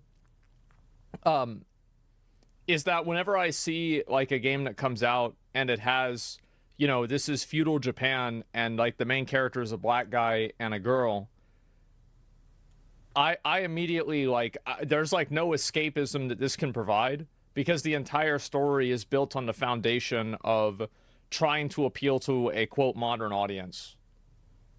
Like that's the way that I see it. Is like whenever I look at something like this, I don't view this as like an authentic like piece of fiction. I don't view it as a you know, like, you know, it's not historical. It's just like kind of fan fiction in a way. And so not appeal to, but influence. Well, either way, right? Whatever you want to call it. I don't want to argue like what the word you want to use is, but just overall, like if I was a Japanese person, I would probably be kind of annoyed by this. I'm not, so like I don't really like. I mean, I don't like what the fuck does my opinion matter, right? But the truth is that. That's the way I see it. Whenever I see a game that gets released and it has something like this, I just immediately don't take it seriously. Because it's just that I think I just assume it's fake. Like it's just some bullshit, fake bullshit. That's it. I mean, you should care about appeal and influence because the idea is to indeed influence. Yeah, but everybody also has the right to influence people how they choose because everybody has the right to expression, even if you disagree with them. Just like we do whenever we're talking about it right now. All art is bullshit and fake. Yeah, you're right. It is all bullshit and fake. But there's something that's like a willing suspension of disbelief. And I think that really, I don't really get that with this game because it's just so in your face. And it just seems like, it's like there's no way this was done without, like, this was done very clearly because of like the race and gender of the characters. Like that's why it's like this. It's forced, yeah. And like I see that and it's just like, okay, this is just, we gotta take it that seriously, you know? Breaks emerge, it's too blatant, yeah. Of any other reason why you would have a Assassin's Creed game. And by the way, if this is important, somebody mentioned this in chat. The game's good, it doesn't matter. This doesn't matter. Like people still play the game if it's good. Like if the game's genuinely good, has great gameplay, people still play it. It doesn't matter. In Japan, which we've been clamoring for since the beginning of Assassin's Creed. You would assume that, and then have the main protagonist that is a male be black. I see that and I'm like, there's no other reason than I want claps for it. There's no other reason. And I'm an Assassin's Creed fan. I've played every game. I love every game. And one of my favorite characters is actually Cassandra from Odyssey. So nobody can sit here and say, I don't like women or I don't like diverse people or whatever when one of my favorite characters is diverse. Hell, Connor Kenway and Hatham It's not about hating women or like thinking the diversity is bad. It's that whenever you try to tell a story, like it's just like with like especially, and this is the case with like I would say like more realistic fantasy. There's not a real situation where like a woman is going to be able to like beat 3 guys as an assassin. It's just not real. Everybody knows it's not real. And so it just seems silly. And like it makes sense in games like WoW because you have like magic or like, you know, she's an archer or something like that. For sure. But like if you're talking about actually like physical hand-to-hand like prowess in combat, there's no way. Anti-women settings? Yeah, come on. Like what are we talking about here? Wait, those are some of my favorite characters from Assassin's Creed. Yeah. So before the idiots want to start, that's not the reason. The reason is I see straight through this bullshit, and I know exactly why they picked this character. It's annoying. That's like if Ghost of Tsushima, instead of using Jin, they used a white dude. People would be like, that doesn't make any sense. No, it doesn't. This doesn't make any sense to me. It's stupid. I know exactly why they're doing it. I see straight through it. It's annoying. It's pandering. It doesn't do anything for me but piss me off. People say Lara Croft. Yeah. A lot of people that use like examples of other characters, like they have things like Lara Croft is shooting people with a gun. Do you see kind of like what the difference is? So like that's the way it makes sense, but like I'm saying in like physical combat. In physical combat, there's not a realistic situation where, you know, any guy who's like even partially trained at all to be like a fighter is going to lose to some girl. Like it's just probably not going to happen. Like let's be honest here. And so whenever I see this happen in games and it's done this way, it just seems like bullshit to me. I think obviously this character and the game exists as a way to spread some sort of, you know, like diversity message, something like that. I can see why Assassin's Creed fans would be annoyed by it. It does seem kind of patronizing in a way, especially whenever the character like the Yasuke is like, there's so much contention, right? Even if like you think that he's like a samurai or whatever, there's a tremendous amount of contention about whether it's true or not. People saying El-Take live in La La Land. Well, it's just that's. I mean, look, it's just biology, right? I mean, I'm not. Look, I didn't go complain to God. Like I didn't make it this way. I'm not. Look, I'm not fighting. I'm not trying to say this is the way it should be. Like this is just the way it is. I mean, I don't know what to say. Anyway, most heroic thing about this trailer is they left the comments open. That's true. Always remember the best part of the Ubisoft game is usually the trailers. Piracy isn't stealing if buying is not owning. It has nothing to do with it. After seeing this trailer, I'm excited to play Ghost of Tsushima. In the eyes of Ubisoft execs, this is a $70 plus rental. Remember, never pre-order. It's impossible for me to play a samurai game after Ghost of Tsushima. Dude, every single one of these comments are bad. Oh my god. Asking for pre-orders without gameplay is wild. Where's the pre-order thing? Available November. What is this? Oh my god. They're doing it again. Who cares about the main character? The game's $130. This is insane. It's fucking, are you kidding me? It's $130 for the game. And you get 3, oh my god. So the base game, guys, this is the base game. It's $70. You don't take into account weapon mastery? Women can easily win if they're better with a sword or a dagger? I implore you, please, please, please. Learn your biology, man. Learn your biology. I get what you're saying, but let's be honest. Let's be real. Come on, stop it. Just stop it. Anyway, standard edition is $70. The gold edition is $110. Oh my god. Somebody's using an example of Joan of Arc. How many times are you going to type that? You're so dumb. What are you doing? What are you... That's like a terrible example. That's an awful fucking example. Joan of Arc was a leader, not a warrior. Yeah, she was a religious zealot. She thought God was talking to her. They burned her alive. Yeah, this is not a warrior. What, because she found the sword? After she helped them? Yeah, sure. I mean, I know they're assholes for doing that. But, like, all I'm saying is, like, that's just not what it was. In the situation, you're the one in the wrong. It has nothing to do with biology, slit someone's throat.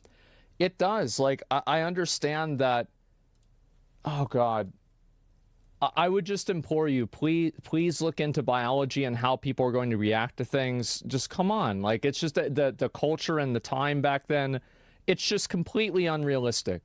It's completely unrealistic. I'm sorry. And I think that how many of you guys, how many normal, rational people do we have in here that see how obviously fucking unrealistic and ridiculous this is? I mean, everybody, it's outrageous. What are you even talking about?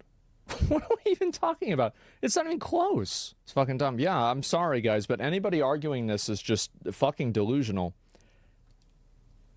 I don't even know. Why are we still talking about this? Look at this here. $130 for the game.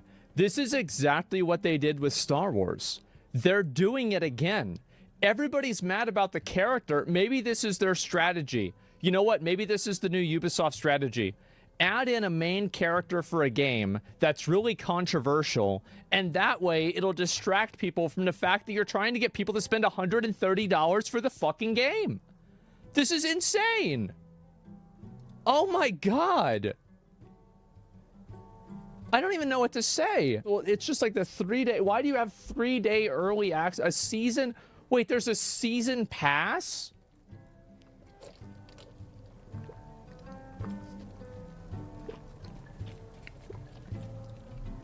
Are you kidding me?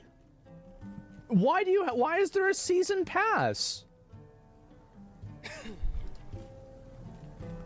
Well, let me see if I can figure this out. All right, so it says season pass includes a bonus quest on day 1 with additional unlockable content, as well as 2 upcoming expansions. So let me get this straight. You buy the game and you don't even get everything in the game. It's day 1 DLC. Why do people buy this shit? Like, I really hope they stop doing this. This is crazy, man. Why are they charging $18 a month as an option? Because, well, this is the real reason why it's priced this way. So it's priced this way and it's created this way in order to get you and funnel you over to this right here. That's why it's got an outline around it. I mean, it might as well have a neon sign with, like, you know, girls in bikinis pointing over to it, okay? With, like, you know, flashing arrows, you know, maybe a red circle for a YouTube thumbnail. Like, let's be fucking honest. This is the one that they want you to click on, because Ubisoft Plus is how they get you into their ecosystem and they start making money off of you on a regular basis, right? It's making them more money, yeah. And they've obviously done the math on this. You've got to keep this in mind. They know that they will probably make more money off of you if you have Ubisoft Plus rather than just buying the base game. Even though you'd need to buy Ubisoft Plus for, let's see, it's $18, $130. So that's about, I don't know, like 7 months, basically, right? And maybe 8 months of subscription. Will they probably get most people for 8 months? Probably, yeah, I would say so. Yes, Netflix for games? Yeah, basically. Never forget, you never truly own Ubisoft games? Yeah, I guess so. No? Well, of course the answer is yes. If the answer wasn't yes, then they wouldn't be offering this. Like, I understand that you think that you wouldn't do it, but what you would do doesn't matter. What matters is what most people do. And the truth is that most people are irresponsible and stupid. And if you're the kind of person that would have bought a game for $130, but now you're just subscribing to this, you categorically are probably irresponsible and or stupid. So big fucking surprise that whenever you're fishing for fish in the stupid pond, you get a lot of dumb fucking fish. And that's why they do this. That's the whole reason. That's their whole goal. The game will be sold for $25 1 month after. Yes, exactly. Well, it depends on if the game goes well. And only 1 out of 10 are forgetting for a year that they're in the Plus. Only 1 out of 10 are forgetting for a year. Yeah, but what if the 1 out of 10 does forget out of the year, and then that one person stays subscribed for 3 years? Think about it like that. And so also, like, you have to keep in mind that they're probably not actually, like, this price right here is, they don't want you to buy this. And I know this sounds crazy, but Ubisoft doesn't want you to give them $130. They want the value proposition to be, this is the what's the word for it? This is the anchor price, and then this is the cheap price, right? So what ends up happening is you actually really only need to keep them on the hook. If it's $18 and it's $70, what's that? All they need to do is keep you on the hook for 4 months, and then they've already made their money back from the standard edition. Because I bet most people, this is the psychology that I think that they're using, and I think it's very effective psychology. So most people are probably not going to buy the Ultimate Edition because this is crazy. But because the standard edition is perceived at a $70 value, and then these increases in value are at 110 and 130 proportionally, then the $17 a month is compared not to the standard edition, but to the ultimate edition that people actually never had any interest in buying in the first place. So you're looking at a much bigger difference in price. Psychologically, the person says, wow, I can get the really good one for only $17, $18. And then, but this is something they would have never actually made that decision in the first place. They would have always been choosing to buy probably this edition or maybe this edition, but realistically, probably this one. So psychologically, you get them in with this price, you upsell them to this price, you discount it down to this price, and then you get them thinking they're getting a good deal on this price whenever they came to the store, they were only looking for this price. That's what I think they're doing, and I think it's a brilliant strategy, and I bet it's working. I do. I bet it's completely working. That's what I think they're doing. And I think it's a great idea. Spot on. Yeah, of course, right? Like, as I said, like, I know a lot about this, right? And so that's how I would do it. And that's a very good idea. This PhD psychologist who can study consumer behavior, I know that. I've read some of this stuff. That's how I know about this. This is very, very effective. And so let's go ahead and do the math. So if it's $70 and it's $18, 18 times 2 is 36, and then 36 times 2 is 72, right? So $72. That means all they need to do is keep you on the hook for 4 months, and they're already, on average, making more money off of you than they would have made off of the person who only bought this edition. Because again, this was never in the picture. This was never actually intended as the sales price. This is only going to be for like super fans and super idiots. And other than that, usually the same thing even. Other than that, they are upselling you for this to create, again, the difference. Where are the prices next to each other? This price is next to this price. So whenever you look at your eyes, like you're looking right in here, right? You're not thinking about this $69 anymore because you're looking over here. So you're comparing these two prices, which comparatively makes this price cheaper. And again, this is clearly going in ascending order. This is the cheapest, the second cheapest, and the most expensive. So logically, based off of the way that this is presented, this actually should be over here. But it's not over here because putting it over here creates a larger comparative psychological difference and causes more people to buy the Ubisoft Plus. And I bet it's working. Because again, let's go ahead and look at this a little bit more, right? So let's say you have... How many people do you think keep their subscription? They just are subscribed to Ubisoft Plus, like let's say for 2 years, for 1.5 years. 1 out of 5? Okay, so 1 out of 5. All right. So 1 out of 5, that's going to be 4 months to recoup the original cost. You take 1 out of 5, so that's going to be 4 months. Or sorry, we'll look at 18 months. So that's going to be 4. 18 and 4 is 4.2, 4.5. So they are already going to be making their money back, even if only 1 in 5 people stay subscribed. 20% seems high. I think it seems low. A lot of people are really stupid. 40% during holidays from August to February? Yeah. It's low? Yeah, I would say so. It's fine, though, if those people found value. Well, a lot of people either... that's a reason. Like, obviously, like, I look at it from a very, very cynical perspective, but you're bringing up a good point, too. And you're saying that these people are seeing value in it, and that's why they're staying subscribed. You're totally fucking right. You're completely right. Because some people will subscribe to Ubisoft Plus and actually enjoy the games that they're playing, and then stay inside of their ecosystem longer and stay subscribed for 4 years. And think about what's the value of fucking 4 months. Or sorry, 4 of this. Let's see, how much would that be? $720. That's a huge amount of money. That's an insane amount of money. Think about that. Yeah, actually, no, it's more. Never mind, I multiplied against 10. But no, it's more. It's about like $850. That's a huge amount of money just from one individual. $216 a year? Yeah. School text from 1582 proved Yasuk was a samurai. Nobunaga gave him stipend, and people said he would make Yasuk a lord or sir. I'd have to look into it and see it. I'll say that, like, again, I've heard about this before. I didn't even know that he was a character in the story, in, like, you know, history until, like, this, what do you call it? Until this game was coming out, right? Yeah, sure. And again, like, I think that really this is kind of the difference. And, like, this guy said it pretty well, right? Like, let me see if I can hear it. Look. They could have used for Japan. He was a retainer, so he wasn't even a full-blown samurai. And for all of the characters they could have used for Japan, all these kind of different people they could have picked from, they picked Yasuke.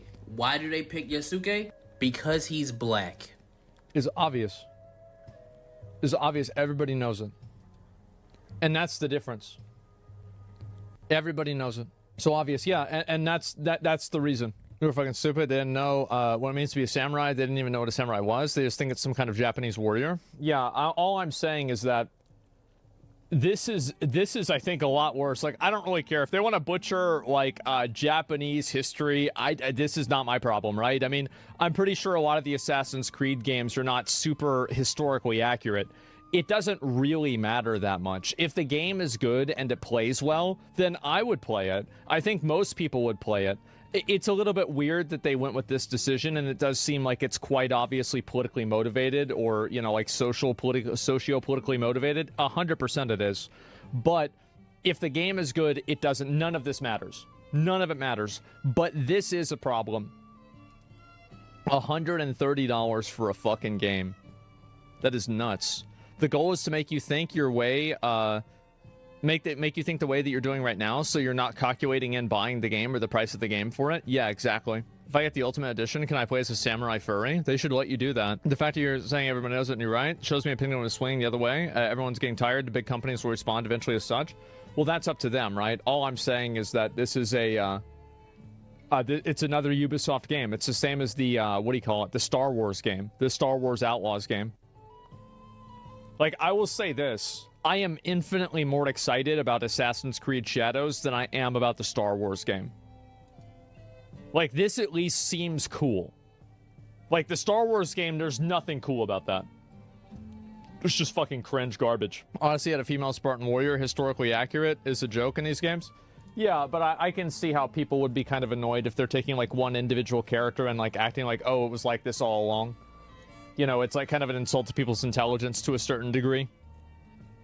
Why can't we just have a normal Japanese person as samurai? Like, please, yeah, exactly. Japanese people aren't black, so it's not very DI efficient. I don't know. It depends on, like, I don't know how Japanese people feel about this. I'd be very curious to see what they think. Sweet Baby. I don't know why people are bringing up Sweet Baby. I don't know if they have anything to do with this at all.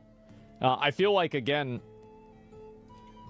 I've never really been that interested in, what do you call it, in Assassin's Creed. I always thought, like, assassin, like, stealth games were kind of boring, personally.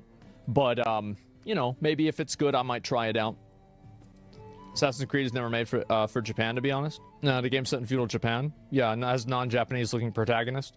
Yeah, I mean, you could see how that's kind of weird. One more game added to the wait for sales game. Well, I feel like every game should be added to the wait for sales list. You should always do that. Like, if you're sitting around, like, and you're making decisions about playing a game without even having the game be released and being able to see a review about it or see gameplay, you are making a very bad decision. You're making a terrible decision. Also, like, and here's another really big component to this, is that if you have day one with Ubisoft Plus, you will have people that start subscribing today. When does Assassin's Creed come out? November. So if it's coming out in November 15th, 2024, if you subscribe today, they will make almost more money off of you if you just stay subscribed until the game comes out than they would if they sold almost any of the other editions. You see how this works? Why would you sub today? Because that's whenever it was advertised. I guarantee you they probably had over 1,000 people subscribe to this. Probably just today. Absolutely. It's not even a question. Like, you've got to keep in mind that, like, these companies, they're not doing this because they're stupid. They're not stupid. They know exactly what they're doing. Come on. A lot of morons on it. I'm just not going to buy it until gameplay or reviews. Yeah, and that's what really matters. Like, again, as I said, I don't really, like, I think it was like a social, like, political reason, like, why they made the characters like this way. But that won't stop me from playing a game. It's like what I've said before. Like, a woke game is not good or bad. It might make a bad game worse, but it's never going to make a good game bad. That's the way I see it. Don't you think that it's a paradox by forcing equality in such ways means a black guy is seen as special instead of equal? I don't know. I think that, like, you can look at it in 15 different ways. Ubisoft is trying to make it a good deal. Yeah.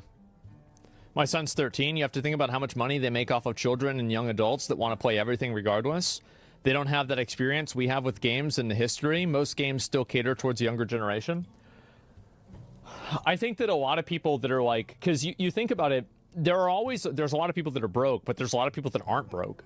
You know, these people make, like, you know, $80,000 a year. You know, they have, like, a decent house. They're able to, like, take care of themselves. And all of those people can just sign up for Ubisoft Plus and just keep it on their card and never think about it, really.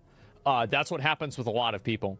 Whales of gaming? Oh, I don't even think it's whales of gaming. You have to keep in mind, like, I would say it's, like, the upper 30% of the like the population here in the US probably doesn't have a big money problem. Probably upper 30 to 20% of people. Like, you take, you know, like individuals or households, like 1 in 5 or like maybe 3 in 10 probably they're not down bad for money in the same way. Disposable income. Yeah, exactly. They have more disposable income to where this isn't a direct problem. 80K and single is easy. Yeah, exactly. And also, it depends on where you're living, right? I mean, I know in some places 80K is like nothing, but in some places it is a lot more.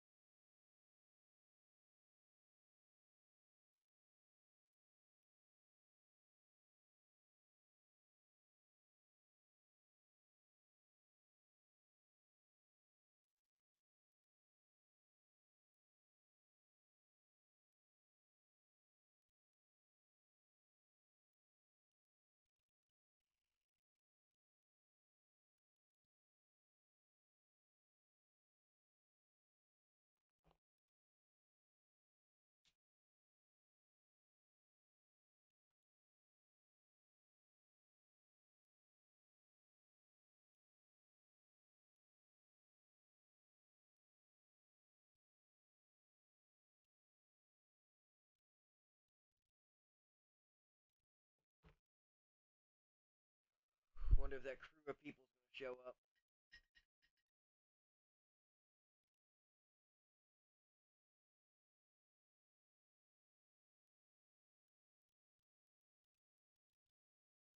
No, I'd take a cut in. Protect.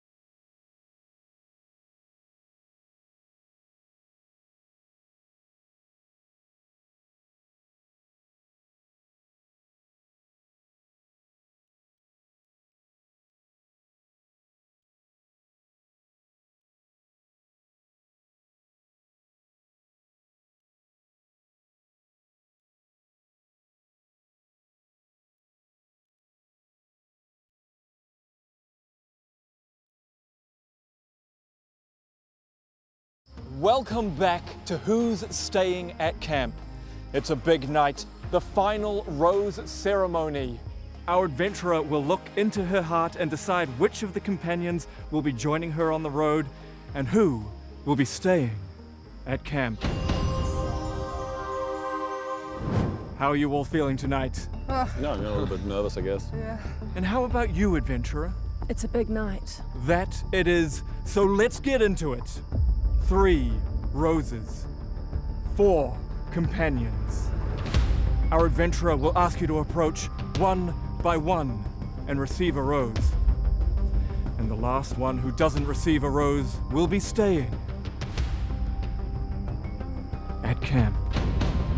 Adventurer, who's receiving the first rose? The first rose goes to... I'm not actually feeling very hopeful. We haven't spent that much time together. Maybe I'm too squishy. I don't actually know what to expect, really. Yeah, well, I think everyone here knows that it's gonna be me, if you know what I mean. Goes to the mage. I mean, I'm shocked. He's so squishy and useless. Amazing. I can't believe it. I know we haven't spent that much time together yet, but I want to change that. I do too. Oh my god. Congratulations. I couldn't believe I was selected. I mean, like I said, we hadn't spent that much time together. I mean, we hadn't even f***ed. 2 roses, 3 companions. 2 of you will be journeying out on the road with the adventurer, and 1 will be staying at camp. This person has surprised me again and again. They're super OP, which I found quite unexpected. Rogue, will you accept this rose? Always. Yes, I felt pretty confident. We enjoyed a succulent night together. Congratulations. Oh no, we didn't I just bit her. Drank her blood. 1 rose remaining. 2 companions. 1 of you will be staying at camp. I could be nervous, you know, but I'm not. We share a connection that nobody else shares. Did me and the adventurer f***? Oh yes, 100%. Who else did they f***? What do you mean? We scissor. Literally every single person here. Even that guy. The next rose. Before you continue, I need to remind everyone that there is 1 rose remaining, 2 companions, and 1 of you will be staying.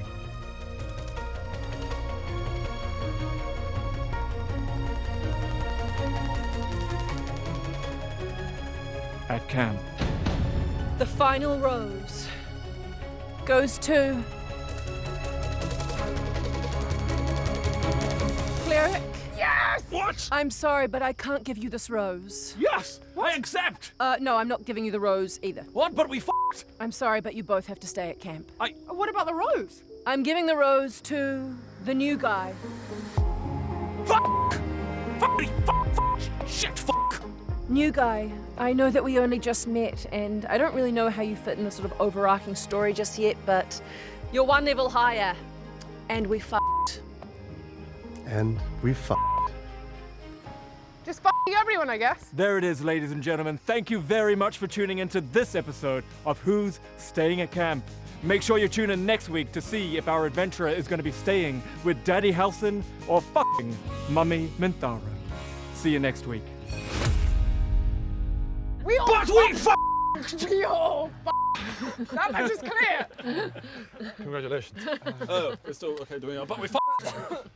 And you. And fuck you.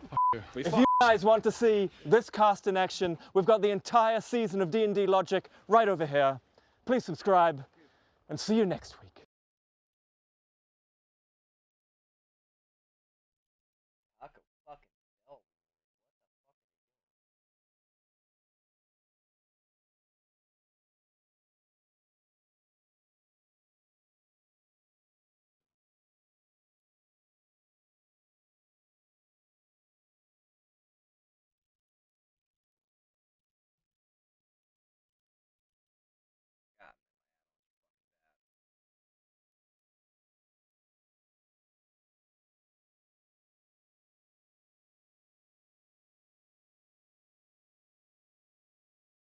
So yesterday I saw this, the downfall of r/anti-work. Those who don't learn from the past are due to repeat it, and history isn't a constantly changing thing, but a series of repeating patterns. And today, we're going to learn about one of the strongest internet movements ever that came crashing down in a matter of minutes. This is the story of anti-work.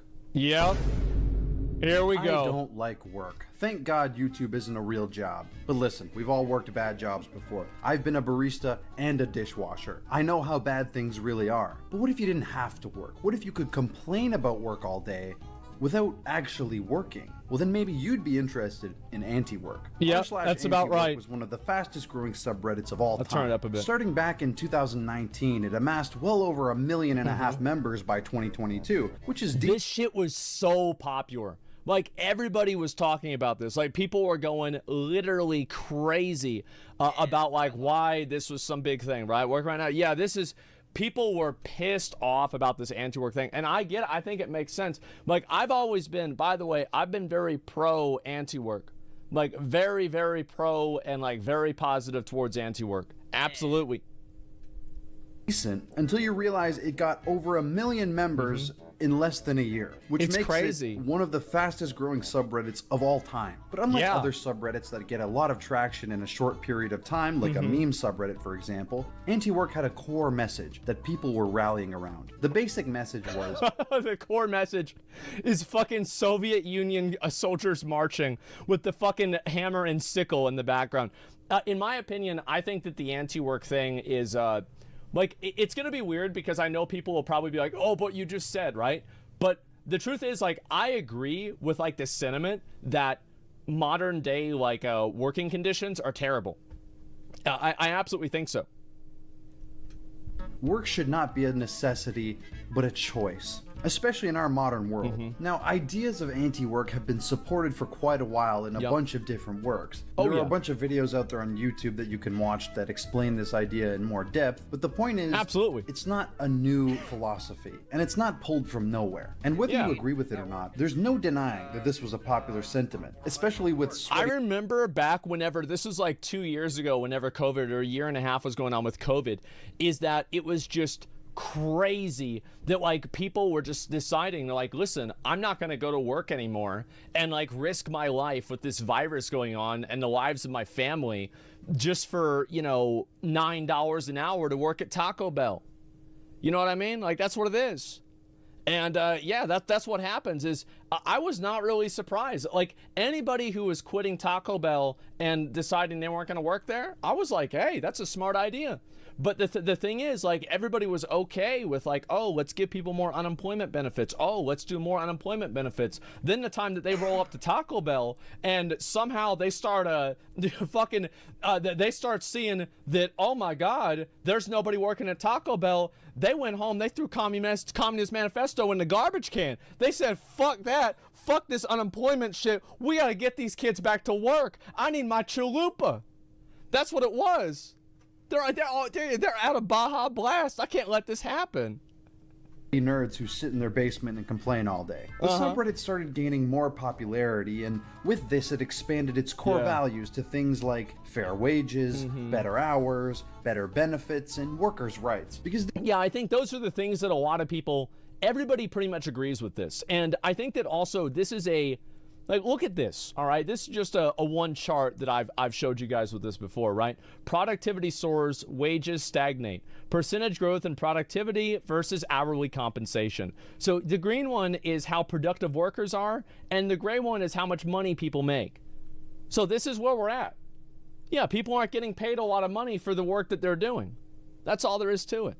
Countdown? All right, all right. These are generally popular things amongst the working class and young adults. It attracted more and more members. But the core message always stayed the same. Though?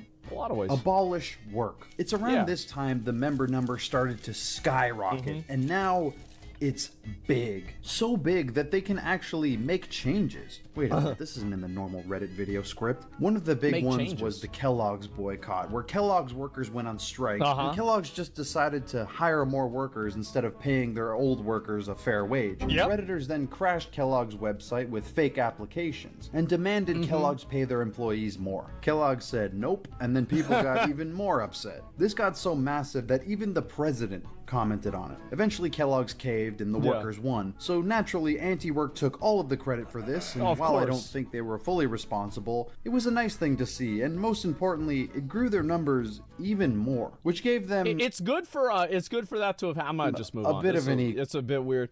Yeah, it's like, yeah, I was glad about that. I mean, for sure. And like, it did take a while that like that happened. It happens even in a professional field, hire more people for less. Yeah, that's the way it goes. And like, that's the thing, is like, if you have like a skill set that's easy to replace, it's hard for you to bargain with stuff because you can just get replaced. That's the way it goes. And so I feel like with the Kellogg's thing, and Kellogg's did this really smart thing, is because people are shitting on Kellogg's. And so what they did is they took their logos off of the food, so people didn't know which food was made by Kellogg's, so they couldn't boycott it. Isn't that crazy? Go. Isn't that crazy? Now, if you've watched this channel before, you'll know that once something gets big enough, it usually goes down the tubes, whether that's in quality or up in flames in a nosedive. Be it arrogance, power struggles, or sheer numbers, it either becomes generic front page trash or it goes up in flames. I'm actually curious. Surprise, Anti-Work is not an exception. The best way to understand what started going wrong is to think of it like a kingdom of virgins. You have the core castle, and then from there, many factions broke off. In this case, you had the original anti-workers who believe in no working unless you want to. Then you had the work reformers who simply believe in better workers' rights but don't want to abolish work. You had people who were looking for excuses to be lazy and farm karma. And of course, it wouldn't be Reddit without some Chinese Communist Party shills. Now, there was a lot of infighting amongst these groups. But even worse than that, the fringe minorities... I think that it's not always infighting. It's not always infighting whenever you're talking about this, because there are people that are just having conversations. I think the problem is that, like, there's a lot of people who can't have a conversation about something without turning it into a spur gout, right? Like, this is some massive fucking spur gout. They're getting super upset about this, and, they're getting pissed off. So you can have a conversation about something and disagree about something without it being a fight. Of these started to become representative of the entire groups, and combining these all together, Anti-Work's public image started to take a bit of a hit. People started complaining about the most trivial shit you could imagine. Drug testing should be illegal. Reasoning what you do with your off time is no business your employer, even if that means doing trucker-sized lines of cocaine on the weekends. If you're under the influence while at work, because that's dangerous as fuck. I don't know. What do you guys think about that? Like Like, it's hard for me to say because, like, you have people that work jobs as, like, a trucker. Like, let's say, and, like, if somebody is doing hard drugs, is it a good idea for society to have that person operating a large truck? No. You know, is this a good idea? Who is this helping? Who is this good for? I would say probably nobody. But doing drug testing should be illegal. Because it's like, it's really hard to prove that somebody is drunk at work or somebody's on drugs at work. Only for certain jobs. I think that's probably where I'd fall under as well. Only for certain jobs. But I think as a general thing, yeah, I'm not a fan of drug testing either.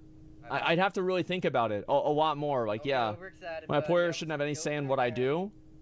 Yeah, but like if you're under the influence of things that are like addictive and can mess with your like your decision making, I think that'd be bad if you're operating something that can affect other people, right?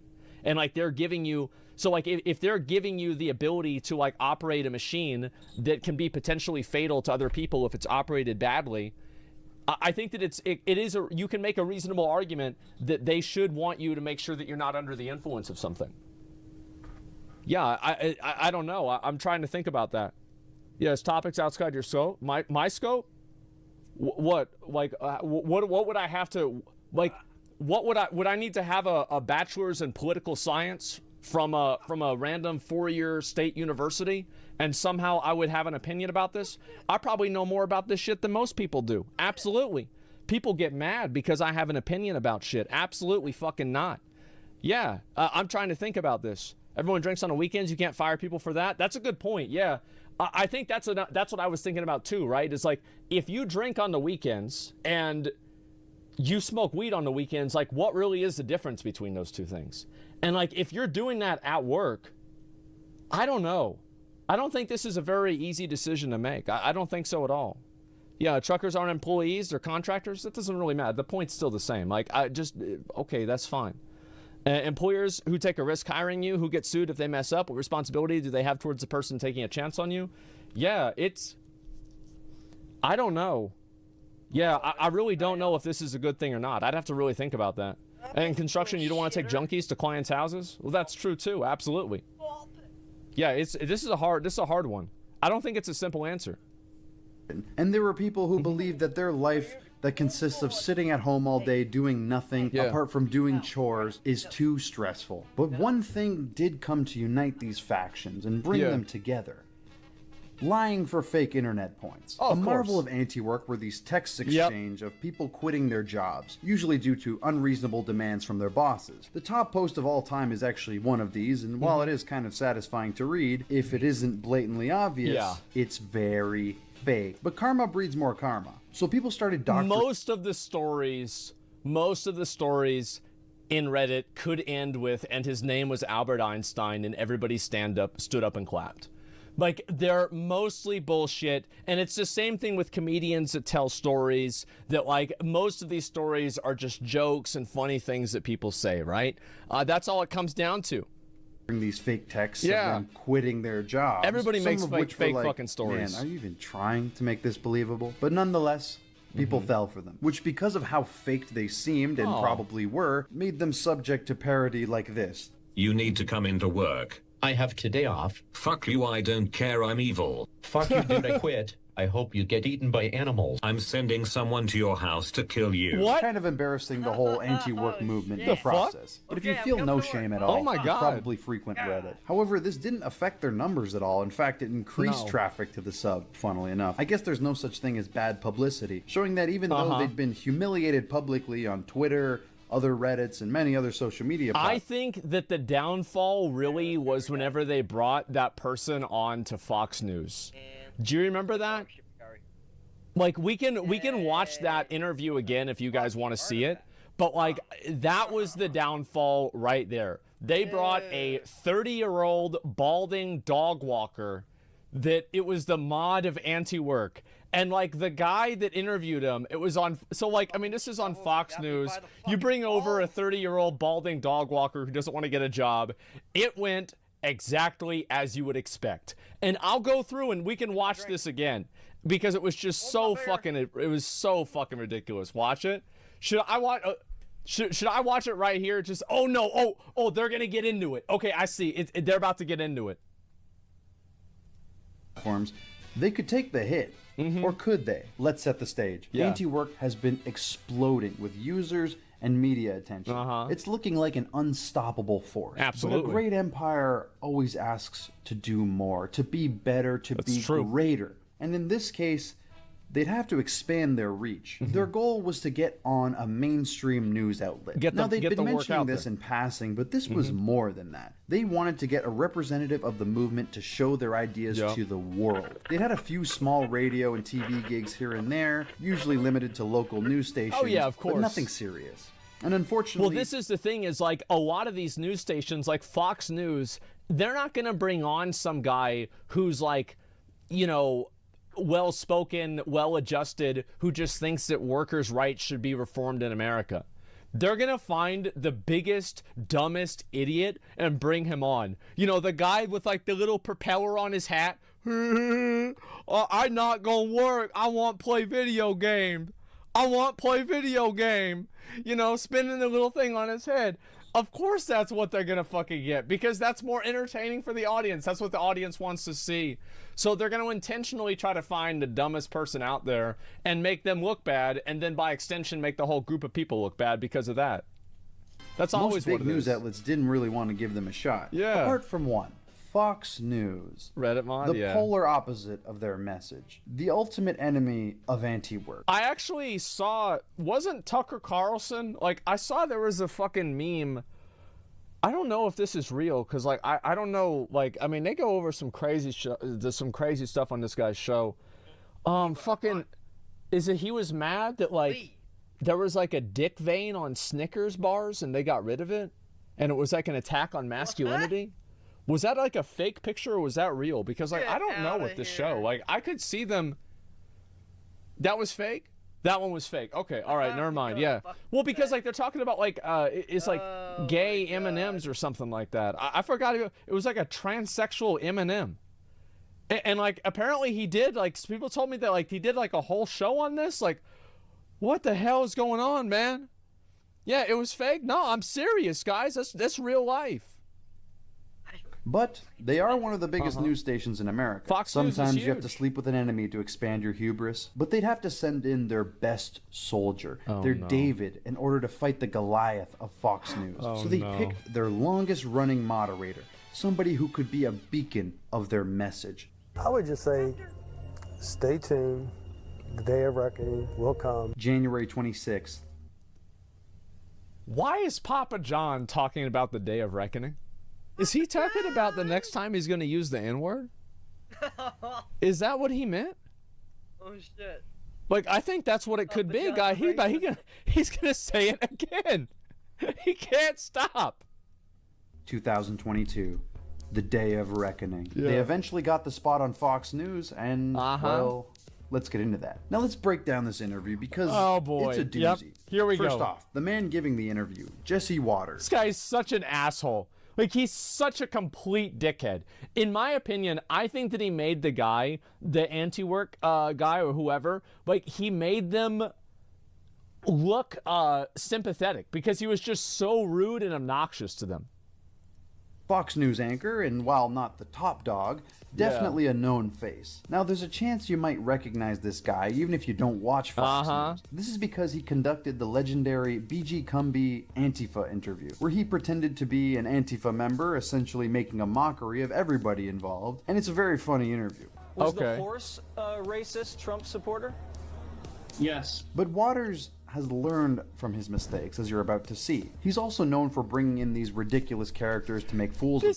That's obviously what he does, is he goes on there, you know, he's this clean-cut businessman that's on a suit, and he brings on this guy, right? And what's he gonna talk about? Or he brings on an Antifa member. That's what happens.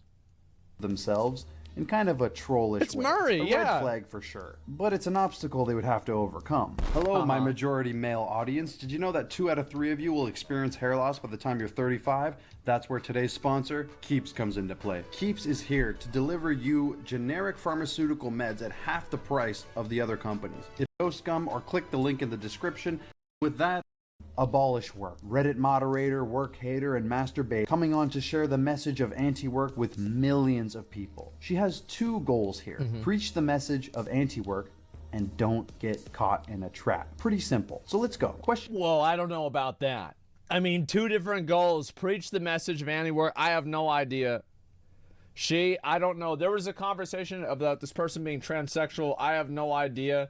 It's hard for me to know. It's just a person on TV. I got no clue.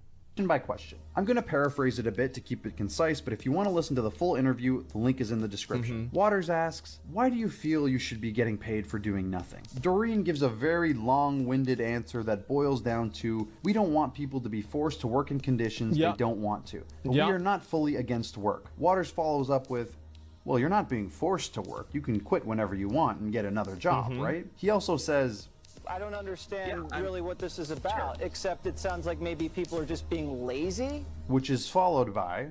So I think laziness is a virtue in a society. I like how he says lazy, and he's like really trying here not to smile too much. He's trying super hard. He's like, don't, oh, I'm gonna get it real quick. Oh, I'm gonna get it. Laziness is a virtue. Now, it would be very easy for Waters to step in and slam dunk this person right now, but he knows the art of war. Never interrupt your enemy when they're making a mistake. They then end up moving on to working hours, where Doreen talks about appropriate working hours, to which she states she works 20 to 25 hours a week. Waters asks, what do you do? This is the moment where everybody watching this video collectively facepalmed. So I would like less work hours. And what do you do, Doreen? I'm a dog walker. A dog walker. But here's the thing. Somebody gotta walk the dogs. I mean, somebody gotta walk the dogs. What's wrong with walking the dog? That's a job? Yeah, it's a job. There are these guys, and like, I will walk to the store, and they'll be walking, like, I'm talking like 7-10 dogs at a time. And like, they have like these like little scooters or like rolly things that are on there. And they're like these motorized scooters, and they have all the dogs pulling them on these like motorized scooters, while they have like on one hand like a fucking phone, and they're listening to Tame Impala. It actually sounds like a good job. Like, you just get pulled around the neighborhood listening to Tame Impala on like a scooter for like 2 hours, and then you go home. Like, no, really, like they're chilling, man. Like, what's wrong with that? It gets worse. And while I could describe it, I think it's better if I just show you. I mean, I would love to teach. I would love to, work with people and stuff like that. What would you teach, Doreen? Philosophy mostly. Just introduction to philosophy, critical thinking, and stuff like that. Okay. And the interview ends on this note. I think this might not be the greatest idea, but who am I to judge? To each their own. That's right. It's a free country. Now, I don't know about you, but this was hard to watch. I have a big stomach for cringe, and this was tough to get through. I thought, I didn't see, like, in my opinion, I thought that Jesse was the bigger asshole here. Like, Doreen might be a clown, right? It's like, yeah, sure. It's like, he's a bit of a clown, but like, I mean, I don't know. Like, how the fuck am I supposed to know? Is the audio weird? Yeah, it's just, it's not much of a thing. Asshole equals wrong. Yeah, the guy was an asshole. That's all there is to it. Like, yeah, he goes on there, brings somebody on there, makes him look like a dickhead, and that's it. To watch this many times to make this video, and it never gets easier. Seeing somebody get interviewed on a major news outlet with zero preparation and zero social awareness, taking the bait that everybody knew was coming, and just completely bombing. It really is a historical moment. So this is what the problem was with anti-work, is like the moment that the one thing people don't like that kills internet movements is whenever they look stupid. Is because people don't like looking stupid, especially not on Reddit. Like, if people look stupid on Reddit, they will delete their post, they'll delete their whole account. Like, I don't know what it is about Reddit, but people just cannot afford to take an L on that website, man. It is impossible. Out on anti-work about the Fox News interview, and at first the mods seemed happy about the job and were actively promoting the interview. The community, however, didn't. But I mean, why are they shocked? One of the anti-work moderators went on to an interview doing zero work to prepare for it. Why are you surprised? Now, after this interview, you had one of two reactions. He didn't do work you to had a prepare laugh for it. Yeah. at the insane cringe, or you were angry. And let me tell you, most of the people on anti-work were not happy. Remember how I talked about the factions earlier? Oh, they were mad. And then, like, that person, like, they were so furious at them because, like, a lot of people that were part of, like, I don't know, you could call, like, this the movement, right? Is all of these people were pissed off because they just had this person go on, and now anybody who thinks of anti-work is going to think of this person. And that's not necessarily a good thing. Not at all. Well, it turns out a good chunk of these people were not happy with a mod going on Fox News in the first place, either because they don't support Fox News or they knew this would happen. Originally, the mods were quick to remove any comments calling out this disaster of an interview, banning people, removing posts, deleting comments, standard stuff. Although the banning was not very effective and it was very slow, especially when the posts were getting so many upvotes and so much attention. They had a full-blown mutiny on their hands. Yep. 24%.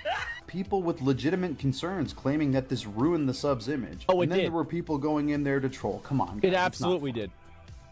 Okay, it's a little bit funny. People saying that this made them look like lazy, unemployed losers. I mean, it's literally called anti-work. So they said, fuck it. Nuclear option. Subreddit has gone private due to quote-unquote brigading. It was eventually restored with a nice 4-step reopening plan for a subreddit. Proposed. This is always what it is. It's like these people, like, I was just like, I could not even fucking believe that. That's the whole point. Yeah, it's anti-work. Nah, the thing is, like, you have, like, these Reddit mods, and you shouldn't look at Reddit mods to be the people that you're like, oh, yeah, these guys really know what they're talking about. You know what I mean? Like, oh, they actually understand this. Like, no, it actually has, like, these are just mods on Reddit. They have no idea. Like, anarchists, yeah. Like, I'm unemployed and an anarchist. I've been surfing subreddit since 2020. It's helped me in my journey whenever I started to begin to be unemployed. I can see how. When I began to read this subreddit, I was a leftist liberal, namely a social democrat. I've been reading some of the literature from the library. For example, Bob Black's Abolition of Work. Oh, my God. By a 21-year-old unemployed anarchist. You can't write this stuff. I'm not making. I couldn't make this up if I wanted to. I was a 21-year-old unemployed anarchist. What are you trying to say? Yeah, what are you trying to say? And also long-term unemployed? Yes, absolutely. Yeah, I didn't want to fucking work, dude. My goal in life was to never have a job. That was it. I never wanted a job. All I wanted to do was sit around and play video games with the boys. That was all I wanted to do ever. And it's like now I work all day, every single day, tirelessly to make sure that I never have to get a job. They removed the mod who went on Fox News to appeal to the masses and tried to do as much damage control as they could. But unfortunately, the people were fed up. People tried to blame Fox News, saying that they were acting in bad faith. They were. And it's like... They were. Yeah, of course they were. A mainstream news outlet acting in bad faith. Wow, this is news to me. With the hardcore censorship going on in the main subreddit, it just fed into the stereotype of the movement. So people did what they did before, split off into factions. Yeah, it's like a stereotype. It's like you see a brony, and you bring on a brony to talk about things, and he starts like talking about clopping and stuff like that. Or you bring on somebody who is... you know, like really into atheism, and he's like wearing I don't know, like a Richard Dawkins t-shirt or something like that, and it's like he's got the God delusion behind him. Magmore with the 10 gifted subs. I appreciate that. Yeah, that's always what it is. Clopping? What the fuck is clopping? What's clopping? Oh, so clopping is basically whenever bronies masturbate to the My Little Pony characters. Yeah, that's what it is. I've been on the internet 20 years. It's in the grand scheme of things, it's not that bad. In this case, it meant different subreddits. Well, there were a few that sprung up. One of the biggest ones was r/work reform, created by user Realpol. It was supposed to be anti-work without all the nonsense. It lasted a few days before it was destroyed because of, you guessed it, the mods, who ended up banning the creator of the sub for standing up for democratic principles. So I've been wanting to talk about this for a while, and now I think is the perfect time. When a subreddit gets an influx of users in a short period of time, it can be difficult for the original owners and mods to keep up with it. So what usually will happen is experienced mods will come and offer a helping hand. Most of these subreddits say yes to help clean up their forum and make things run smoothly. But what happens is they have to give the new mods unchecked powers to do whatever they want. And most experienced mods are power mods. This happens to almost every big subreddit. You ever wonder why every front page subreddit feels exactly the same? Politics, made me smile, am I the asshole, today I fucked up. Because they're all modded by the same group of people. And it doesn't even take a general consensus of the mods. If one mod gives power to another mod, it can completely change the sub. Two good examples are Dark Jokes and Reddit Moment, which are shells of what they used to be due to mod abuse. Well, no, it's not because of mod abuse. It's because dark humor, half of dark humor is things that are politically incorrect and they're against the terms of service. Like, the jokes that you could make that were dark humor 10 years ago are bannable today. Of course dark humor is going to die. The only place you can go to get dark humor is on 4chan because you can't get banned. Like, that's the reason. Yeah, you're not going to have this on Reddit. Same thing happened to work reform. Power mods got involved due to the main guy being unable to moderate for over 500,000 people, and I don't blame him, especially when he's making the standard Reddit mod salary. But seeing what the subreddit started to turn into, he got upset. This guy said he believes in freedom of speech and democracy. That even if people disagree with the core message of the sub, they should be allowed to voice their concerns and have discussion. Do you know what happened to him after he voiced this? Well, I kind of spoiled it, but post removed and you're banned. The guy who literally started the subreddit was banned from it. Not for disagreeing. That's the way it goes. See, people don't want to... Everybody likes democracy whenever people are voting on their side. That's and really, I always, as I said many times, I am always very much a doomer with this kind of stuff. I always assume that people only want what's beneficial to them, and the moment that it's not beneficial to them, they change their mind. And that's all it is. Yeah, they're like, oh, we love democracy. People aren't voting in my way? Yeah, I mean, this shit's rigged. I mean, we can't just let people make decisions for themselves. They don't know what they're talking about. We gotta have a group of people that makes decisions for everybody else, right? I mean, that's what it is.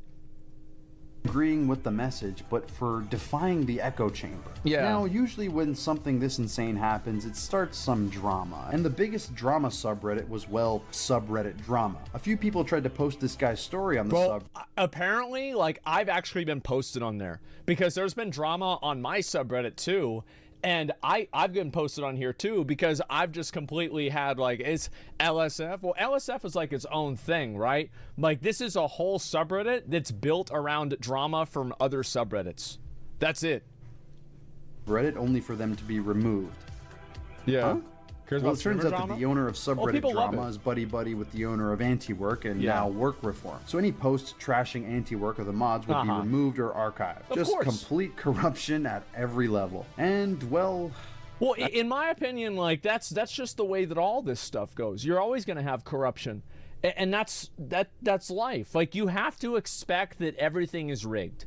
And if you expect that everything is rigged, then it's completely fine. It's like whenever people disagree with me in chat on something that's stupid, I just ban them. I don't explain it every time, and I'm not going to go through this and, like, I'll go through that. I just ban them. And that's the way people do with, like, different communities. There's a lot of people out there who are, they are these, like, super argumentative people that, like, have to always have the last word in things, and they feel like because they disagree with something, you're obligated to hear them out and, like, listen to what their point of view is. And the truth is, like, that's not really true. Like, for example, like that guy earlier today that was, like, trying to make these tweets, like, comparing me saying that, like, you should spit on store mount owners as if it's the same thing as, like, getting mad at streamers for doing gambling.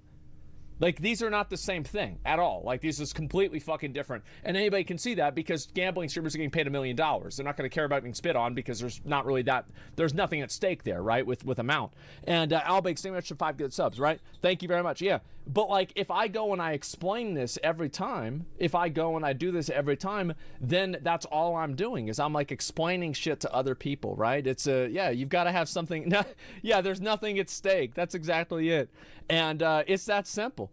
And but what if it really fucks you over? How's that fair? I got fired for reasons I think are wrong and I can't do anything about it? Well, I don't know. I mean, maybe it was. Like, I have no idea, man. Yeah, I can't guarantee or whatever. Getting permits sucks, and don't be annoying. Then don't be annoying. Don't try to do some smart thing. That's what it is. Asmon turned the WoW servers back on. I can't. I can't turn them on until later on today, man. Blizzard said I have to shut them down so people play Diablo Immortal. Yeah, it's like people always try to have like that argument or whatever, or try to fucking like come out on the other side. Like, if somebody approaches me in what I consider like like something that's kind of like, this is not done in bad faith, I guess, and it's not like argumentative, I'll usually try to respond to it. But if it's done in bad faith, I don't really take it seriously, you know? Like, there's no reason to. Debate me Andes, yeah. That's it. The anti-work movement didn't battle it out until the 5th round. It made it to the big leagues and was KO'd right at the start of the 1st round. And while it's still up today, the posts are even more pathetic given the circumstances. I'm not saying it's dead what's forever. What's Maybe that there? Posts are even more. People should clock in whenever they leave home, not whenever they get to work. The commute is not free time. Uh-huh. Yeah, I bet that's definitely going to happen. There's no way that could get abused at all. Yeah, sure, guys. That's great. Good idea. Absolutely. That's true, though? I don't think so. I think that's bullshit. Pathetic given the circumstances. Yeah. I'm not saying it's dead forever. Maybe it'll come back, but it's in dire straits. While work reform and all the other split off subs exist, they're nowhere near as close to what anti-work was at its peak. r/anti-work, a tale of mods tanking a sub, which at this point should be a Greek epic, given how it's the story arc of so many subreddits. And yeah, I think that's it. I'm not forgetting anything about the mods or the one who went on Fox News. Oh my god. Allegedly. Yeah, it's allegedly. Who knows about that? Yeah, people get mad about me. They said rich take, man.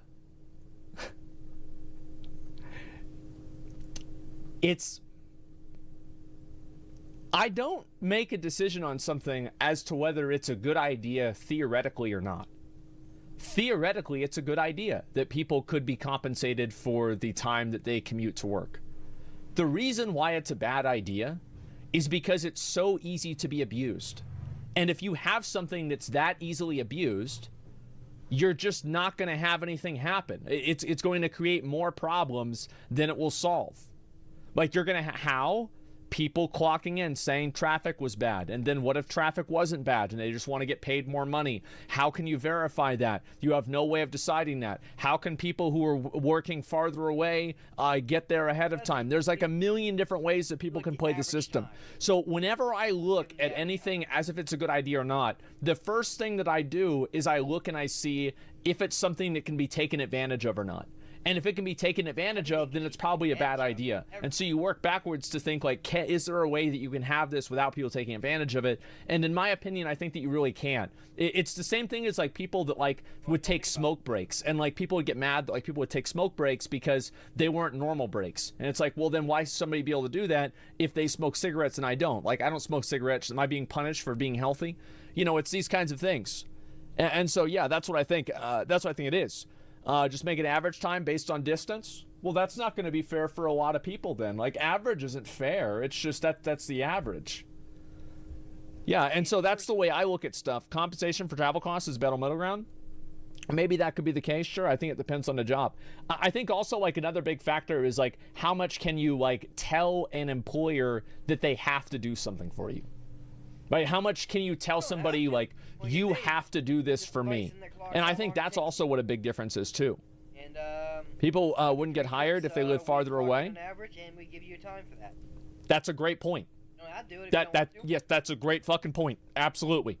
Again, these are ideas that are really smart and good on a surface level, but the moment that you apply any type of criticism to them, they immediately fall apart. Okay, I want to watch the John Cena one, if you want me to be honest. I really want to see that. Yeah, there we go. Let's see here. And what's this? Robots operate all business? Yeah, that's what it is. In EU, people are paid untaxed daily money for whenever you're too far for work, also paid the mileage of your car. That's crazy. And they'll make everything more expensive too. You're always competing with people that'll take a job for less than you will. That's always true, yeah. And like, again, like that's when it's going to become more and more the case. I want to say, I've never watched a video from this guy Ghost Scum before, but I'm going to watch another one and see what it's about. But I really like this, I really like this video. I thought this was a great video. I'm going to link it to you guys. You guys can give me a sub. What do you guys think? Do you guys like it or what? Timer? All right. We'll look at the verdict timer, okay, guys? All right, 26 seconds. Yeah, we'll do that in between, okay, guys?